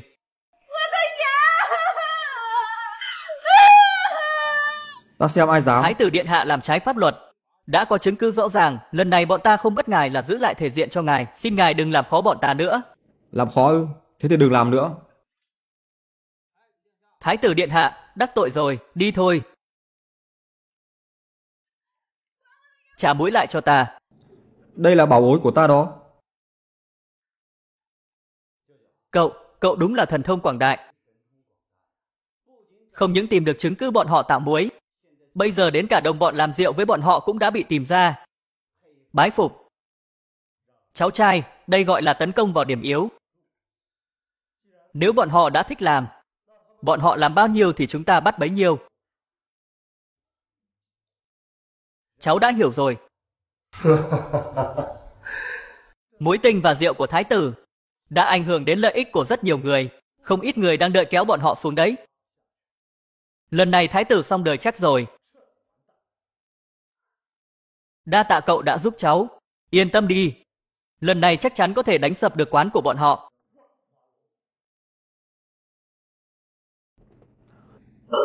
Chắc chắn là có người chơi chúng ta rồi. Triệu Thành, của thực ngươi đã phạm phải luật pháp Long Yên. Nhưng muối và rượu là thứ chúng ta bắt buộc phải có. Nếu không có những thứ này, thì sao chúng ta đón khách được, chỉ có thể đợi ngỏm thôi. Vậy phải làm sao đây? Đi nha môn. Ta nhất định phải lấy lại những thứ đó về. Triệu Thành, ngươi đừng đông nổi. Việc này liên quan đến lợi ích nhiều bên. Có người luôn trực ngươi vào bẫy đấy. Đại trượng phu biết khó phải tiến lên. Ta mà không đi, thì triều đình này sẽ không thể nào phát triển hơn được. Hôm nay chính là thời cơ để thay đổi nó.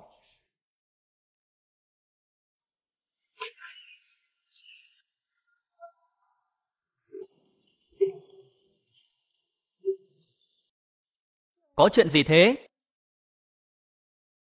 Đây không phải Thái tử Điện Hạ sao? Hắn đang làm gì thế? Người đến là ai? Hôm qua họ đã lục soát được.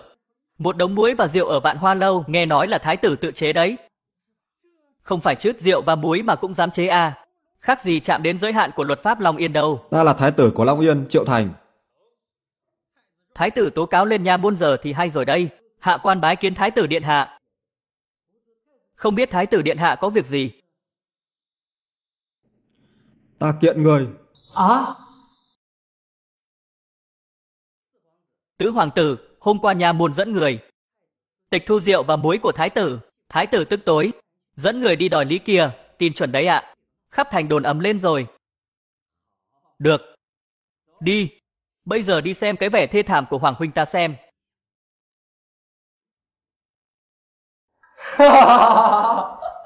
Triệu Thành tự ý chế đồ rồi thì thôi đi. Lại còn dám đến nhà môn nữa. Đi đến nhà môn thôi. Tên phế vật này nếu đã muốn làm to chuyện, thì chúng ta đổ dầu vào lửa giúp hắn. Chuyện càng ầm ĩ càng tốt. Được ạ.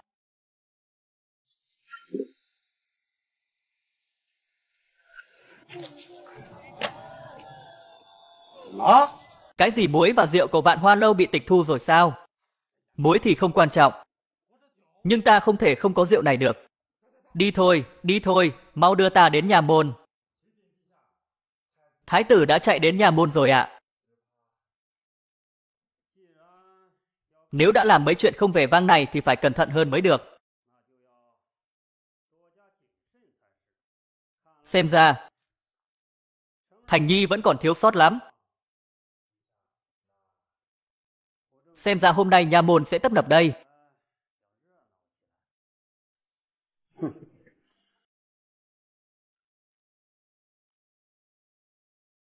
Nghe nói hôm nay Hoàng huynh muốn tố cáo nha môn. Đúng là chuyện mới mẻ. Là chuyện Hoàng huynh tự ý chế tạo muối và rượu đúng không? Tào đại nhân không cần nghĩ nhiều. Đúng thế. Do Hoàng huynh ngư lợi cá nhân, phạm luật pháp trước. Vẫn mong Tào đại nhân cứ làm đúng pháp luật là được.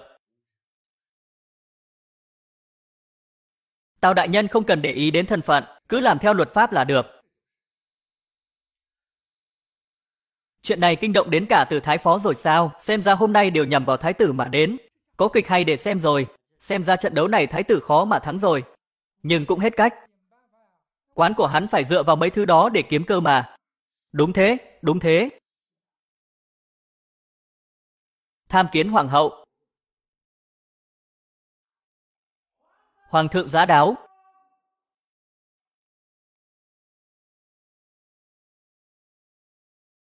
Hoàng hậu nương nương cũng tới rồi. Thái tử xong đời thật rồi. Hoàng thượng giá đáo.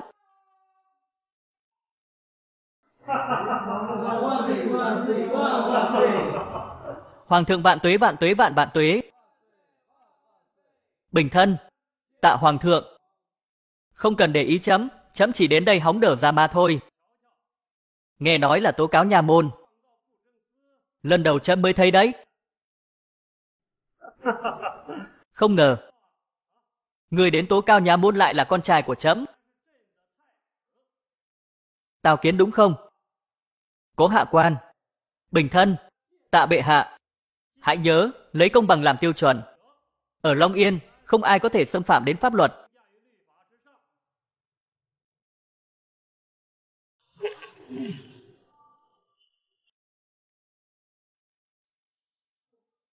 Bắt đầu đi. Người tới là ai? Tới vì chuyện gì? Triệu Thành ở Đông Cung. Tố cáo nha môn người hôm nay tự ý xông vào Vạn Hoa Lâu, cướp bóc muối và rượu của ta. Rõ ràng là quán các người tự ý chế muối rượu, ảnh hưởng đến lợi ích và pháp luật quốc gia trước. Triệu Thành, người biết tội chưa? Đúng thế, chuyện này ta có thể làm chứng. Vạn Hoa Lâu tự ý chế muối rượu để mưu lợi, khiến nhiều thương nhân trong thành khổ không kể xiết. Hoàng huynh, để cướp khách của quán ta, huynh lại dám động đến pháp luật, huynh khiến ta đây thật thất vọng. Ở Long Yên tự ý chế muối và rượu, của đúng là đại tội. Thành Nhi, những chuyện này có đúng không? Đúng ạ. Là sự thật. Huynh ấy nhận tội rồi. Cách làm của điện hạ là không coi triều chính ra gì sao? Thế mà cũng đồng ý luôn sao? Điện hạ này ngông cuồng thật đấy. Ở Long Yên ta tự ý làm rượu là trọng tội, chứ đừng nói đến việc chế muối. Còn dám thừa nhận một cách hiển nhiên như vậy.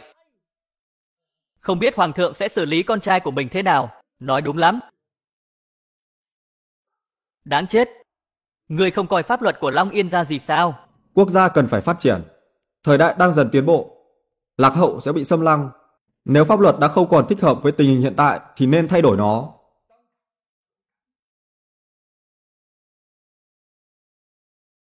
Đại nghịch bất đạo. Hoàng huynh, huynh làm vậy là không coi pháp luật Long Yên ra gì. Không coi phụ hoàng ra gì. Đúng thế phụ hoàng, hoàng huynh bây giờ đúng là ngông nghênh, phải mau chóng trị tội huynh ấy. Hỗn xực, ở Long Yên, pháp luật đại diện cho uy nghiêm của thiên tử, người dám nghi ngờ pháp luật, dám nghi ngờ hoàng thượng, tội này nên xử tử.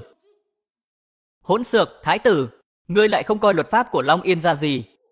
Bệ hạ. Thái tử, ngươi không sợ vào thiên lao sao? Phụ hoàng, liệu Nhi thần có thể hỏi một câu không? Nói. Tại sao Long Yên lại không cho phép bách tính tự ý tạo muối và dự trữ?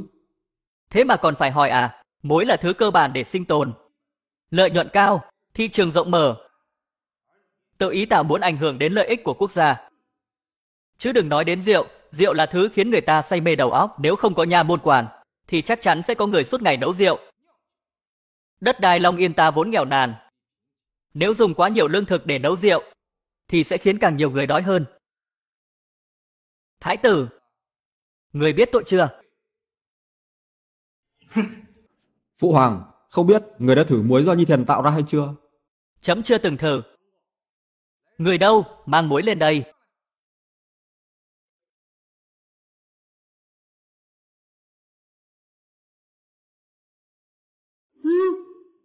Đúng là rất ngon. Muối này tại sao lại khác với muối bình thường? Bẩm phụ hoàng, đây là muối tinh được chế ra từ cách riêng của Nhi thần. Mùi vị hơn hẳn so với muối thô trên thị trường. Ngươi tự chế sao?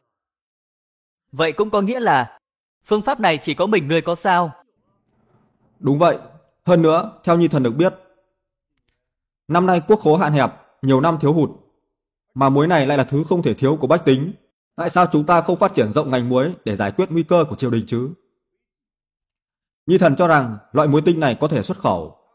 Chắc chắn sẽ tạo nên mối quan hệ hợp tác ổn định. Đến lúc đó, cung cũng sẽ không đủ cầu. Hỗn xược. Thái tử, hoàng thượng còn đang ở đây đấy. Không đến lượt ngươi chỉ tay múa chân nói chuyện thương mại. Phụ hoàng, đây là cơ hội tốt để cạnh tranh. Bây giờ chúng ta có muối tinh tốt như vậy, sao không xuất khẩu lượng lớn để phát triển thương nghiệp chứ? Nhi thần đã tạo ra cơ hội mang tính đột phá cho quốc gia, còn nha môn lại chỉ biết chèn ép. Nên hôm nay, Nhi thần tố cáo nha môn tất trách trong việc điều tra. Tịch thu muối tinh và rượu của Nhi thần, hay là tố cáo nha môn không biết tiếp thu, không cải thiện cuộc sống nhân dân, mà chỉ biết chèn ép bọn họ.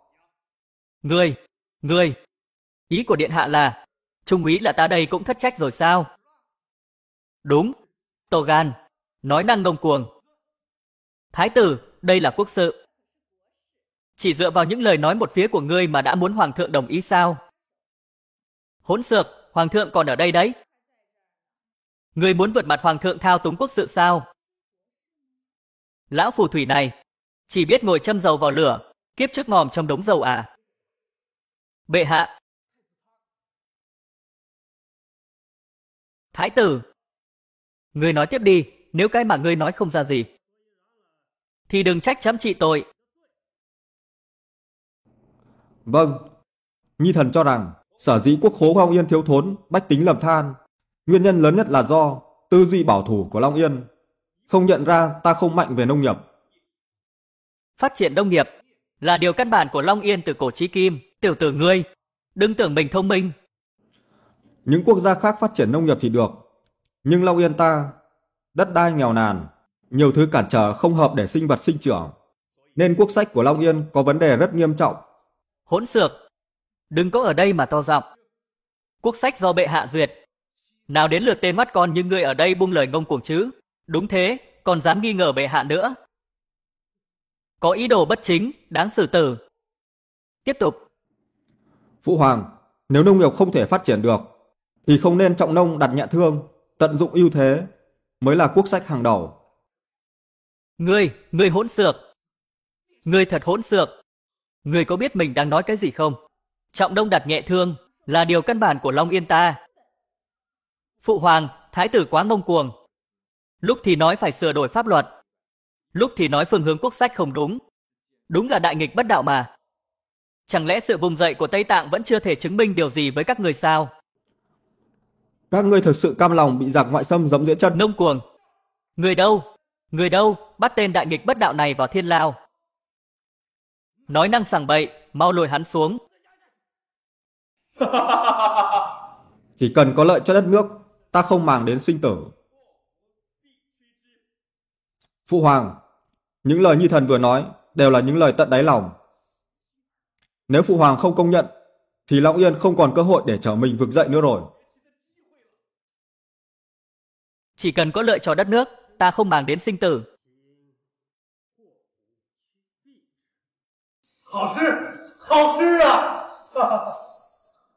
Không ngờ thái tử lại cao cả như thế, bệ hạ. Bệ hạ một lòng nghĩ cho quốc gia, sao lại không để thái tử điện hạ nói nốt chứ?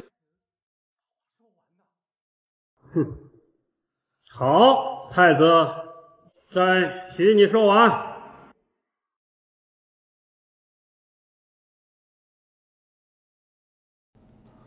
10 năm trước, Tây Tạng chỉ là một nước nhỏ. Chỉ sau 10 năm, mà Tây Tạng đã có thể hoành hành ở Long Yên ta, không ai dám ngăn cản. Đây là tại sao chứ? Ngươi! Vì vị trí địa lý của Tây Tạng ưu việt, đất đai màu mỡ nhiều mưa, nông nghiệp có thể phát triển nhanh chóng. Vì nông nghiệp phát triển, nên nhân khẩu và kinh tế cũng phát triển. Đây chính là cách để bọn họ vùng dậy. Trở lại Long Yên ta, Long Yên đất đai nghèo nàn, vị trí địa lý càng không bằng Tây Tạng. Vậy nếu đây là điểm yếu của ta, thì tại sao còn phải nhất quyết phát triển nông nghiệp mà không mở rộng phương hướng phát triển ra chứ? Phụ hoàng, muối và rượu do Nhi thần tạo ra là kỹ thuật độc quyền, trên thiên hạ này không tìm thấy bên thứ hai. Nếu những món này được đẩy ra nước ngoài, chúng ta nhất định có thể tìm cách vực dậy thương nghiệp. Phụ hoàng, văn võ bá quan trong triều đình, tại sao không một ai nhìn thấy cơ hội từ muối và rượu chứ? Mà chỉ một mực muốn kiểm soát nó. Phụ hoàng, Nhi thần to gan xin một điều. Nếu Nhi thần chủ quản chuyện tạo ra muối và rượu, thì mỗi năm sẽ tăng thêm ngàn vạn lượng tiền thuế cho triều đình. Ngàn vạn lượng sao? Hoàng thượng phải suy nghĩ kỹ càng đấy. Đây là đại sự của quốc gia.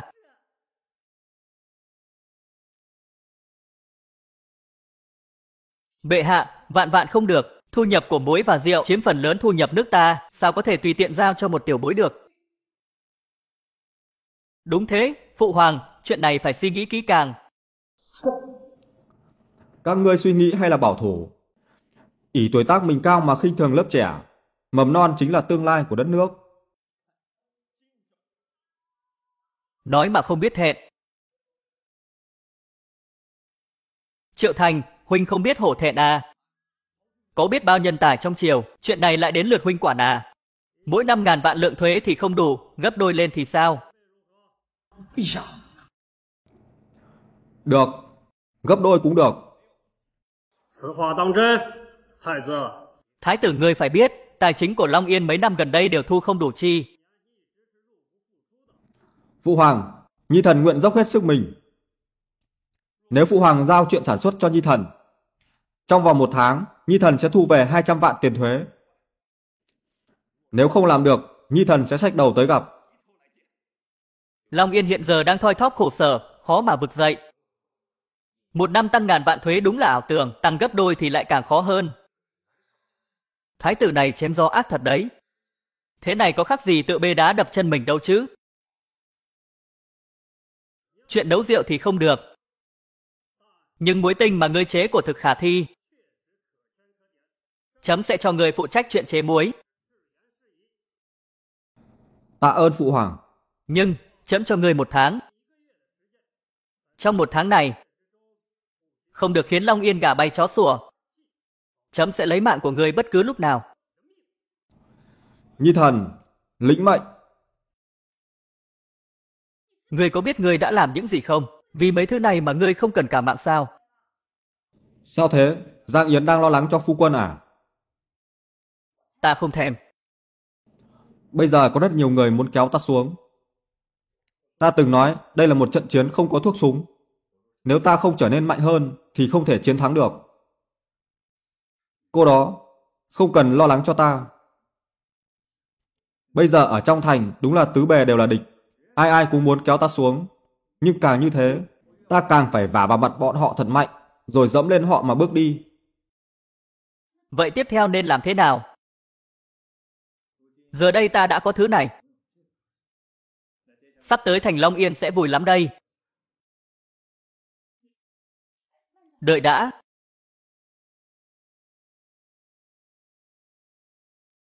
Ngươi cầm cái này đi, bây giờ kẻ địch khắp nơi. Nói không chừng có thế lực ngầm nào đó. Ta lo lắng cho ngươi. Bùa hộ thân này là cha ta để lại cho ta. Ngươi cầm lấy đi.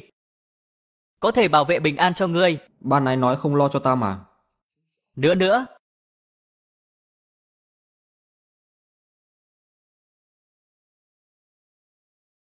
Ngươi lại tự ý. Nương tử, ta đi trước đây.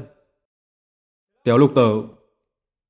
Có tiểu nhân, sao thế điện hạ? 4 nhà làm muối lớn, ngươi đã nghe ngóng rồi chứ? Điện hạ, tiểu nhân làm việc thì ngài cứ yên tâm. Được, triệu tập binh lính. Rồi chúng ta đi tính sổ họ. Trung úy đại nhân, bệ hạ làm thế là có ý gì? Chuyện lớn như tạo muối, sao lại giao cho tên thái tử vô dụng đó được? Đúng, tên thái tử đó còn dám nghi ngờ quốc sách của ngài nữa. Đúng là ngông cuồng phách lối, nghé non không biết sợ hổ. Không phải hắn tưởng rằng biết đọc mấy bài thơ là dám nhúng tay vào chuyện tạo muối đấy chứ. Im đi.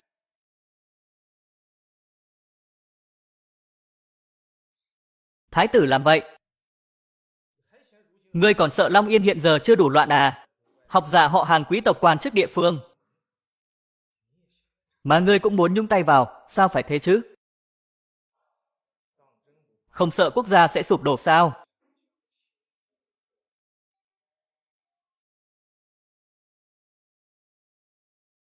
Đại gia lần sau tới chơi tiếp nhé. Được. Sao thế? Thái tử điện hạ dẫn theo nhiều người tới như vậy là để bắt ta sao? Ta vào quán rượu cũng đâu phạm pháp đâu. Hỗn xược, một con buôn bé nhỏ gặp thái tử mà không quỳ xuống. Các người không muốn giữ đầu nữa sao? Ông chủ hoàng, ngươi không sợ à? Thái tử điện hạ, ta được trung úy chống lưng. Ngươi dám động vào ta sao? Hôm nay có người tố cáo. Hoàng gia các ngươi treo đầu dê bán thịt chó, bán muối hỏng cho bách tính. Đây là tội gì đây? Ông chủ hoàng, nếu mà bệ hạ biết được cái tội này của ngươi, sẽ có suy nghĩ gì? Truyền lệnh xuống. Hoàng gia treo đầu dê bán thịt chó, lừa gạt bách tính. Hủy bỏ tư cách làm muối của hoàng gia, tịch thu gia sản. Cái gì? Người dám? Cái gì? Người dám?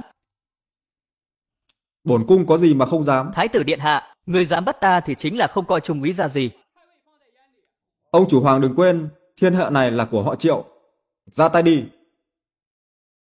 Triệu Thành, hôm nay người dám động vào ta thì ngày mai trung úy sẽ tính sổ với người. Từ khi nào thì thái tử của Long Yên phải sợ một trung úy chứ?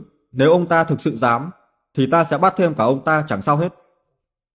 Hôm nay thượng phương bảo kiếm ở đây. Bổn cung thay mặt cho bệ hạ, thay mặt cho Long Yên trừ gian diệt ác. Triệu Thành, ngươi cần gì phải như thế, cha ta? Ta nói rồi, đây là một trận chiến không có thuốc súng. Sao thế? Chỉ cho phép bọn họ phá Vạn Hoa Lâu của ta, chứ không cho ta phản công à? Nực cười. Nhưng mà... Hoàng gia là người của phủ trung úy nhà cô. Bổn cung sẽ đợi ở đây. Cô đoán xem, cha cô có tới không? Như người nói, tiền kiếm được trong vòng 1 tháng là dùng cách này sao? Giang Yến thấy thế sao?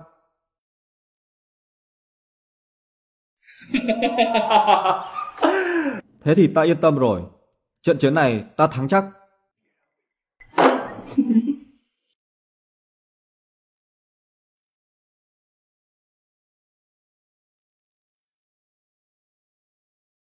Mẫu hậu phải làm sao đây? Hoàng gia bị phạt 60 vạn lượng, còn bị hủy bỏ tư cách bán muối. Con phải đi nhắc nhở nhà họ Tiền. Vũ Nhi, người của mình mà Giang Trung úy còn không cứu, con vẫn không hiểu sao. Mẫu hậu có ý gì thế? Con đừng quên, Hoàng thượng đã cho hắn một thanh thượng phương bảo kiếm. Hắn đi vào thanh kiếm mà phụ hoàng cho hắn để hoành hành ngang ngược. Ngu xuẩn, hoành hành ngang ngược ư? Còn đoán xem sao Hoàng thượng lại cho hắn thanh kiếm đó? Lão gia, không hay rồi, Hoàng gia bị tịch thu gia sản rồi. Hả? Chuyện này sao lại thế được?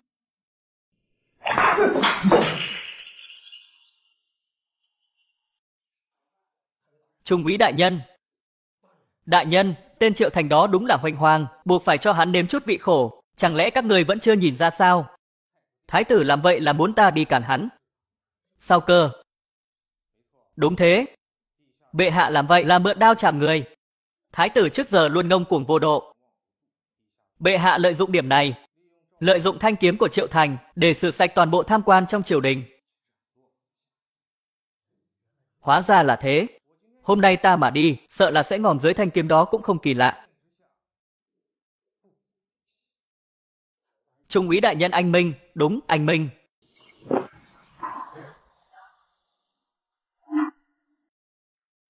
Bệ hạ ơi bệ hạ. Lão thần dốc công sức vì triều đình bao nhiêu năm, ngài lại đi tin một tên vắt mũi chưa sạch. Mà không tin ta. Hay cho chiêu mượn đao chém người.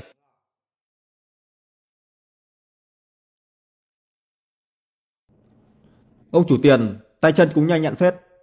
Sắp xóa sạch chuyện làm giả sổ sách luôn rồi. Lão thần trung thành một mực với triều đình. Thái tử Vũ An cho trung thần như vậy, có tin ta bẩm báo lên hoàng thượng không? Trung thành một mực ư? Đưa người lên đây. Ông chủ Tiền, đây là gia đình nhà ông đúng không? Đúng thì sao? Một hạ nhân nhỏ bé mà trong nhà lại có 3.000 lượng bạc. Tài sản nhà ông nhiều quá nhỉ? Một hạ nhân bé nhỏ thì liên quan gì đến ta, báo? Ban nãy còn lục soát được hàng ngàn lượng vàng. Ngoài ra còn có trang sức châu báu, tranh thêu các loại nhiều không kể xiết ở trong nhà hắn. Nhiều tài sản như thế, ta thấy ông chủ Tiền đối xử với ngươi không bạc nhỉ? Triệu Thành, đừng nghi vào thân phận thái tử của ngươi đang đổ oan cho người khác đấy. Chuyện này chẳng liên quan gì đến lão phu hết. Ngươi thu nhận nhiều tài sản bất chính thế này là tội chết. Bây giờ ta cho ngươi một cơ hội, nếu ngươi thành thật khai báo, ta còn có thể giữ lại mạng cho ngươi. Thái tử điện hạ, tiểu nhân khai hết. Số tiền này là tiểu nhân làm giả sổ sách. Nộp ít tiền lên triều đình hơn, nhưng đây không phải ý của tiểu nhân. Đều do ông chủ Tiền sai khiến. Im miệng, người ngậm máu phun người, nói sằng bậy, xem ta xử lý người thế nào.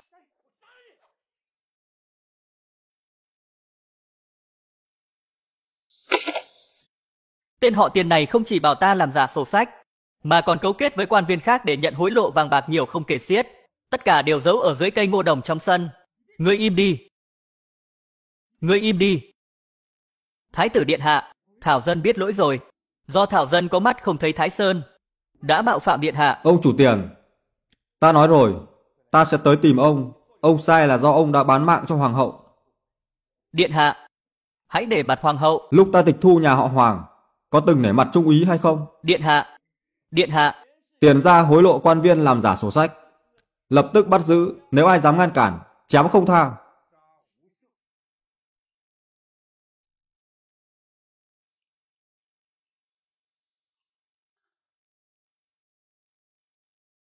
Điện hạ, bên nhị hoàng tử vẫn không có động tĩnh gì. Xem như bọn họ thông minh. Điện hạ, ngài có nhất thiết phải làm đến mức này không? Bây giờ đắc tội cả hoàng hậu nương nương luôn rồi. Không cần biết là hoàng hậu hay là trung úy. Nếu cứ cụp đuôi lại, không có uy nghiêm, thì triều đình này sao có thể sạch sẽ được chứ? Phụ hoàng đã cho ta thanh kiếm này, nếu ta không cho thấy câu trả lời thỏa đáng thì sao ta làm được việc? Hóa ra là thế, không hổ là thái tử điện hạ. Chỉ là sau khi 4 nhà làm muối này đóng cửa, trên thị trường nhất định sẽ thiếu hụt nguồn cung, mà năng lực sản xuất của chúng ta lại không thể đủ bù vào. Không tin thì chúng ta đi đến nhà tiếp theo xem. Công xưởng làm muối nhà họ Vương sợ là để bị bọn họ phá hoại rồi, đến lúc đó thị trường muối sẽ hỗn loạn. Đó là cái cớ để bọn họ bật lại ta. Thế thì phải làm sao? Binh đến tướng chặn, nước đến đắp đập. Địa vị của con buôn ở Long Yên rất thấp, nên vấn đề cạnh tranh vô cùng nghiêm trọng. Không có nhóm này thì nhóm khác ắt sẽ xuất hiện. Chúng ta cứ đi từng bước một, tiếp tục tịch thu nhà tiếp theo thôi. Rõ. Đi.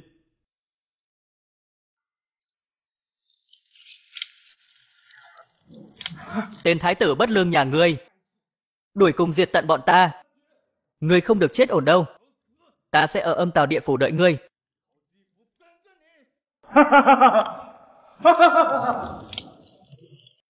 Điện hạ, quả nhiên bọn họ hãm hại ngài. Nhà tiếp theo. Điện hạ, tên quan viên cấu kết với ông chủ Tống rất cứng miệng, nhất quyết không chịu khai tên họ Tống ra, hoàn toàn không thể moi được chứng cứ. Ông ta nhận hối lộ không biết phải ra tay từ đâu. Thế à? Vậy thì để ông ta tự nói ra.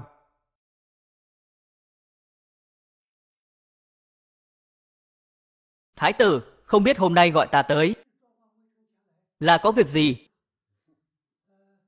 Tại sao lại dẫn theo mấy tên phạm nhân tới? Hôm nay ta đã làm mấy món ngon muốn dùng bữa chung với ông chủ Tống. Nào, ngồi đi. Nói ra cũng thật đáng thương. Mấy tên này từng là những người nổi danh lấy lừng trong triều, ngày nào cũng ăn no mặc ấm. Sau khi bị bắt thì chỉ ăn cơm tủ. Thái tử, bọn họ có tội đáng phải chịu. Nếu đã liên quan đến pháp luật Long Yên thì nên bắt lại. Đúng thế. Chúng ta đúng là người đồng đạo mà. Nào, uống đi nào. Sao lại hết rượu rồi thế này? Đợi chút nhé. Điện hạ, không phải chúng ta đến bắt tên họ Tống kia sao? Sao lại còn ăn uống thế? Lát nữa ngươi sẽ biết. Đi mang mấy món ngon tới. Để ông chủ Tống đợi lâu quá rồi. Đây, ta lại làm thêm mấy món ngon nữa.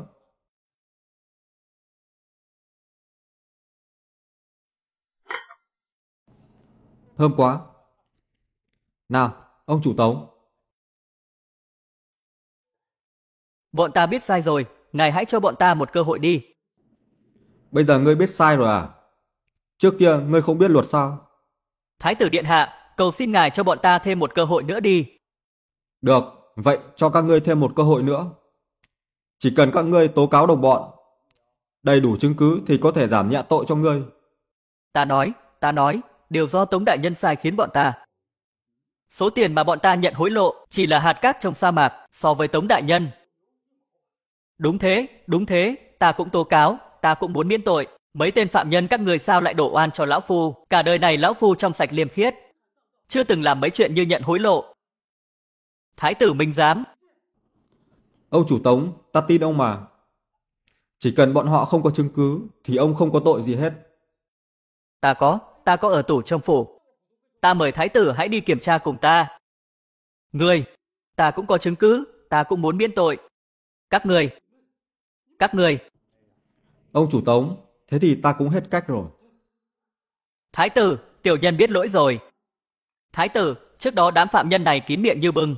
Bây giờ chỉ ăn một bữa cơm mà đã khai hết. Ta đang lợi dụng tâm lý của bọn họ. Ngươi nói xem những kẻ làm quan này, trước giờ ai ai cũng ăn sơn hào hải vị, cuộc sống đủ đầy. Bây giờ lại bị bắt giữ. Đến mức phải ăn cơm tù thế thì cũng thôi đi. Nhưng còn phải trơ mắt nhìn kẻ tham lam hơn bọn họ. Bình an vô sự, thong dong ngồi ăn uống no say. Nếu là ngươi thấy sao? Thái tử, đúng là thần thông quảng đại. Chỉ là khoảng thời gian này, ngài xóa bỏ nhiều trọng thần trong triều như vậy, sợ là triều đình. Không sợ. Ta đã chuẩn bị sẵn tâm lý rồi. Buổi chiều ngày mai, những tấu chương tố cáo ta chắc chắn sẽ xếp thành chồng. Nhưng thế thì có sao? Có những thứ buộc phải làm căng lên. Hoàng quyền của Long Yên cũng chỉ thế thôi mà. Nếu lần này chém gà dọa khỉ vẫn chưa thể khiến bọn họ biết điều, thế thì đừng trách ta.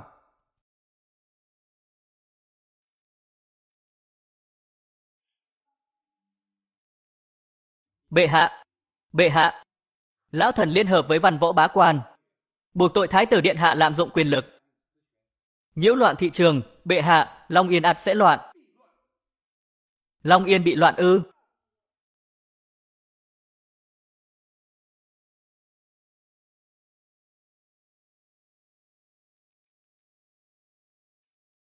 Thái tử, có gì phản bác không?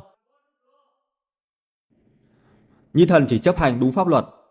Bốn bên bán muối này đều là quan chức, biết luật còn làm sai, làm giả sổ sách thu nhận hối lộ. Nếu Nhi thần mặc đó không quản lý, sẽ chỉ khiến bọn họ đường nước lấn tới thôi. Phụ hoàng, mời người xem.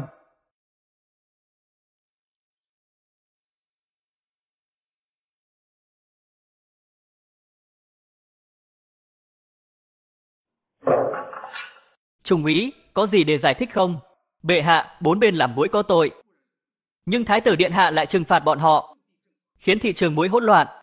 Bây giờ, sợ là cái gì?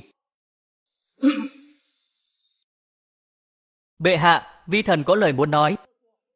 Nói, nha môn của vi thần và Lữ quốc có một đơn đặt muối, sắp phải giao hàng. Vốn bốn bên làm muối đã liên tục tăng ca để làm muối. Nhưng bây giờ đơn hàng trị giá ngàn vạn lượng bạc này, nếu không giao hàng đúng hẹn, sợ là chúng ta không đền nổi mất. Bệ hạ, cái gì? Còn có chuyện này sao? Vậy phải đền bao nhiêu tiền? 4.000 vạn lượng. Bệ hạ, 4.000 vạn đó, 4.000 vạn đó. Bây giờ quốc khố chúng ta hạn hẹp, nào có nhiều tiền như thế. Chẳng trách lần trước tịch thu gia sản, thừa tướng không tới cản mình, hóa ra là đợi sẵn mình rồi. Đúng là lão cáo giả. Phụ hoàng, nếu không thể giao đơn hàng này, chắc chắn Lữ quốc sẽ tới đòi. Nếu không có, hai nước sẽ khai chiến mất. Đều tại Triệu Thành. Thái tử điện hạ còn trẻ tuổi hành sự lỗ mãng, không thể nào để hắn tiếp tục can thiệp vào chuyện nội chính nữa. Vãi thật, ai nấy cũng mưu mô tính toán trốn hết về sau. Nhìn ta làm gì, không phải ông muốn mượn đao thị uy sao? Thái tử, người cũng nghe thấy lời đánh giá của các vị ai khanh rồi đấy. Người có giải thích gì không? Nhi thần không sai, không có gì để nói. Người đâu? Ấy, đừng. Phụ hoàng, có gì từ từ nói. Thế người nói đi. Còn bao lâu nữa phải giao hàng? Còn đúng 1 tháng nữa, tới lúc đó không chỉ Lữ quốc, mà còn có thương nhân của người Hồ, người Khương, đều đến Long Yên chúng ta. Ít nhất phải có khoảng 2 vạn cân, mới đủ chi trả. Lão già này xấu xa thật đấy. Giao cho mình một nhiệm vụ nặng như thế. Phụ hoàng yên tâm. 1 tháng sau hoặc là có đủ 2 vạn cân muối, hoặc là 4.000 vạn lượng bạc con nhất định sẽ nộp đủ lên. Nếu như không đủ, con sẽ tự nguyện xin nhường ngôi vị thái tử này. Được, chư vị nghe rõ rồi chứ? Vẫn quy tắc cũ. Nếu 1 tháng sau, thái tử điện hạ vẫn không thể giải quyết chuyện này, thì sẽ phế bỏ thái tử.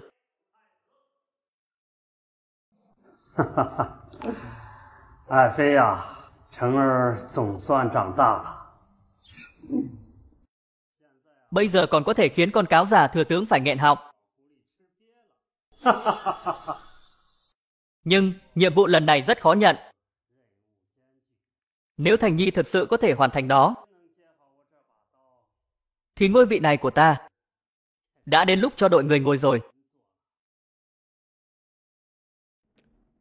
Lão già hoàng đế này đúng là biết tính kế người khác quá. Điện hạ, nói năng cho cẩn thận. Cẩn thận cái rắm, bây giờ phải làm sao đây? Muốn nộp đủ 2 vạn cân muối trong khoảng một thời gian ngắn như vậy đúng là khó hơn lên trời. Không phải ngươi tự thích thể hiện sao, còn oán trách ai? Giang Yến, không phải ta thể hiện. Ta nhớ là cha cô bắt ép người khác đấy chứ. Vậy để ta về. Đừng. Cô mà về rồi thì ta phải làm sao? Không có cô, đêm ta không thể ngủ được. Vậy ngươi còn không mau nghĩ cách đi, còn ở đây nói mèo nói chuột nữa. Điện hạ, xem ra bây giờ chúng ta chỉ còn có thể tự tạo muối nữa thôi. Muốn nộp muối đúng hạn thì là không thể nào.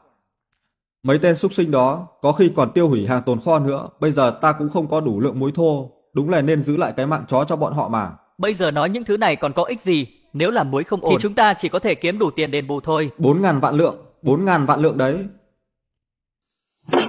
Đúng rồi, còn có một cách. Cách gì? Cách gì? Nếu muối tinh của chúng ta có ưu thế đủ lớn vậy, chỉ cần chúng ta tìm được người cần nó là được. Chỉ cần đạt được thỏa thuận, 4.000 vạn lượng này sẽ tự dâng đến tay. Nằm mơ ít thôi. Thế thì phải đi đâu tìm người cần nó đây? Thế thì chúng ta mới phải giăng săn lưỡi. Chắc chắn sẽ có mấy con cá lớn. Tiểu Lục Tử, Có. đi bẩm báo với Phụ Hoàng, triệu tập dàn cá mập các nước. Ta muốn tổ chức một thương vụ bạc tỷ có 102. Thương vụ bạc tỷ ư? Đúng là chuyện chưa từng có. Nhưng mà Thành Nhi làm việc cũng có lý của nó. Cứ làm thế đi.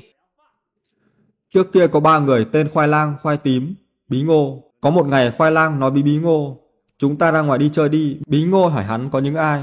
Cô đoán xem Khoai Lang nói thế nào? Sao ta biết được? Ta thấy người giống hệt Khoai Lang. Đúng, ta chính là Khoai Lang.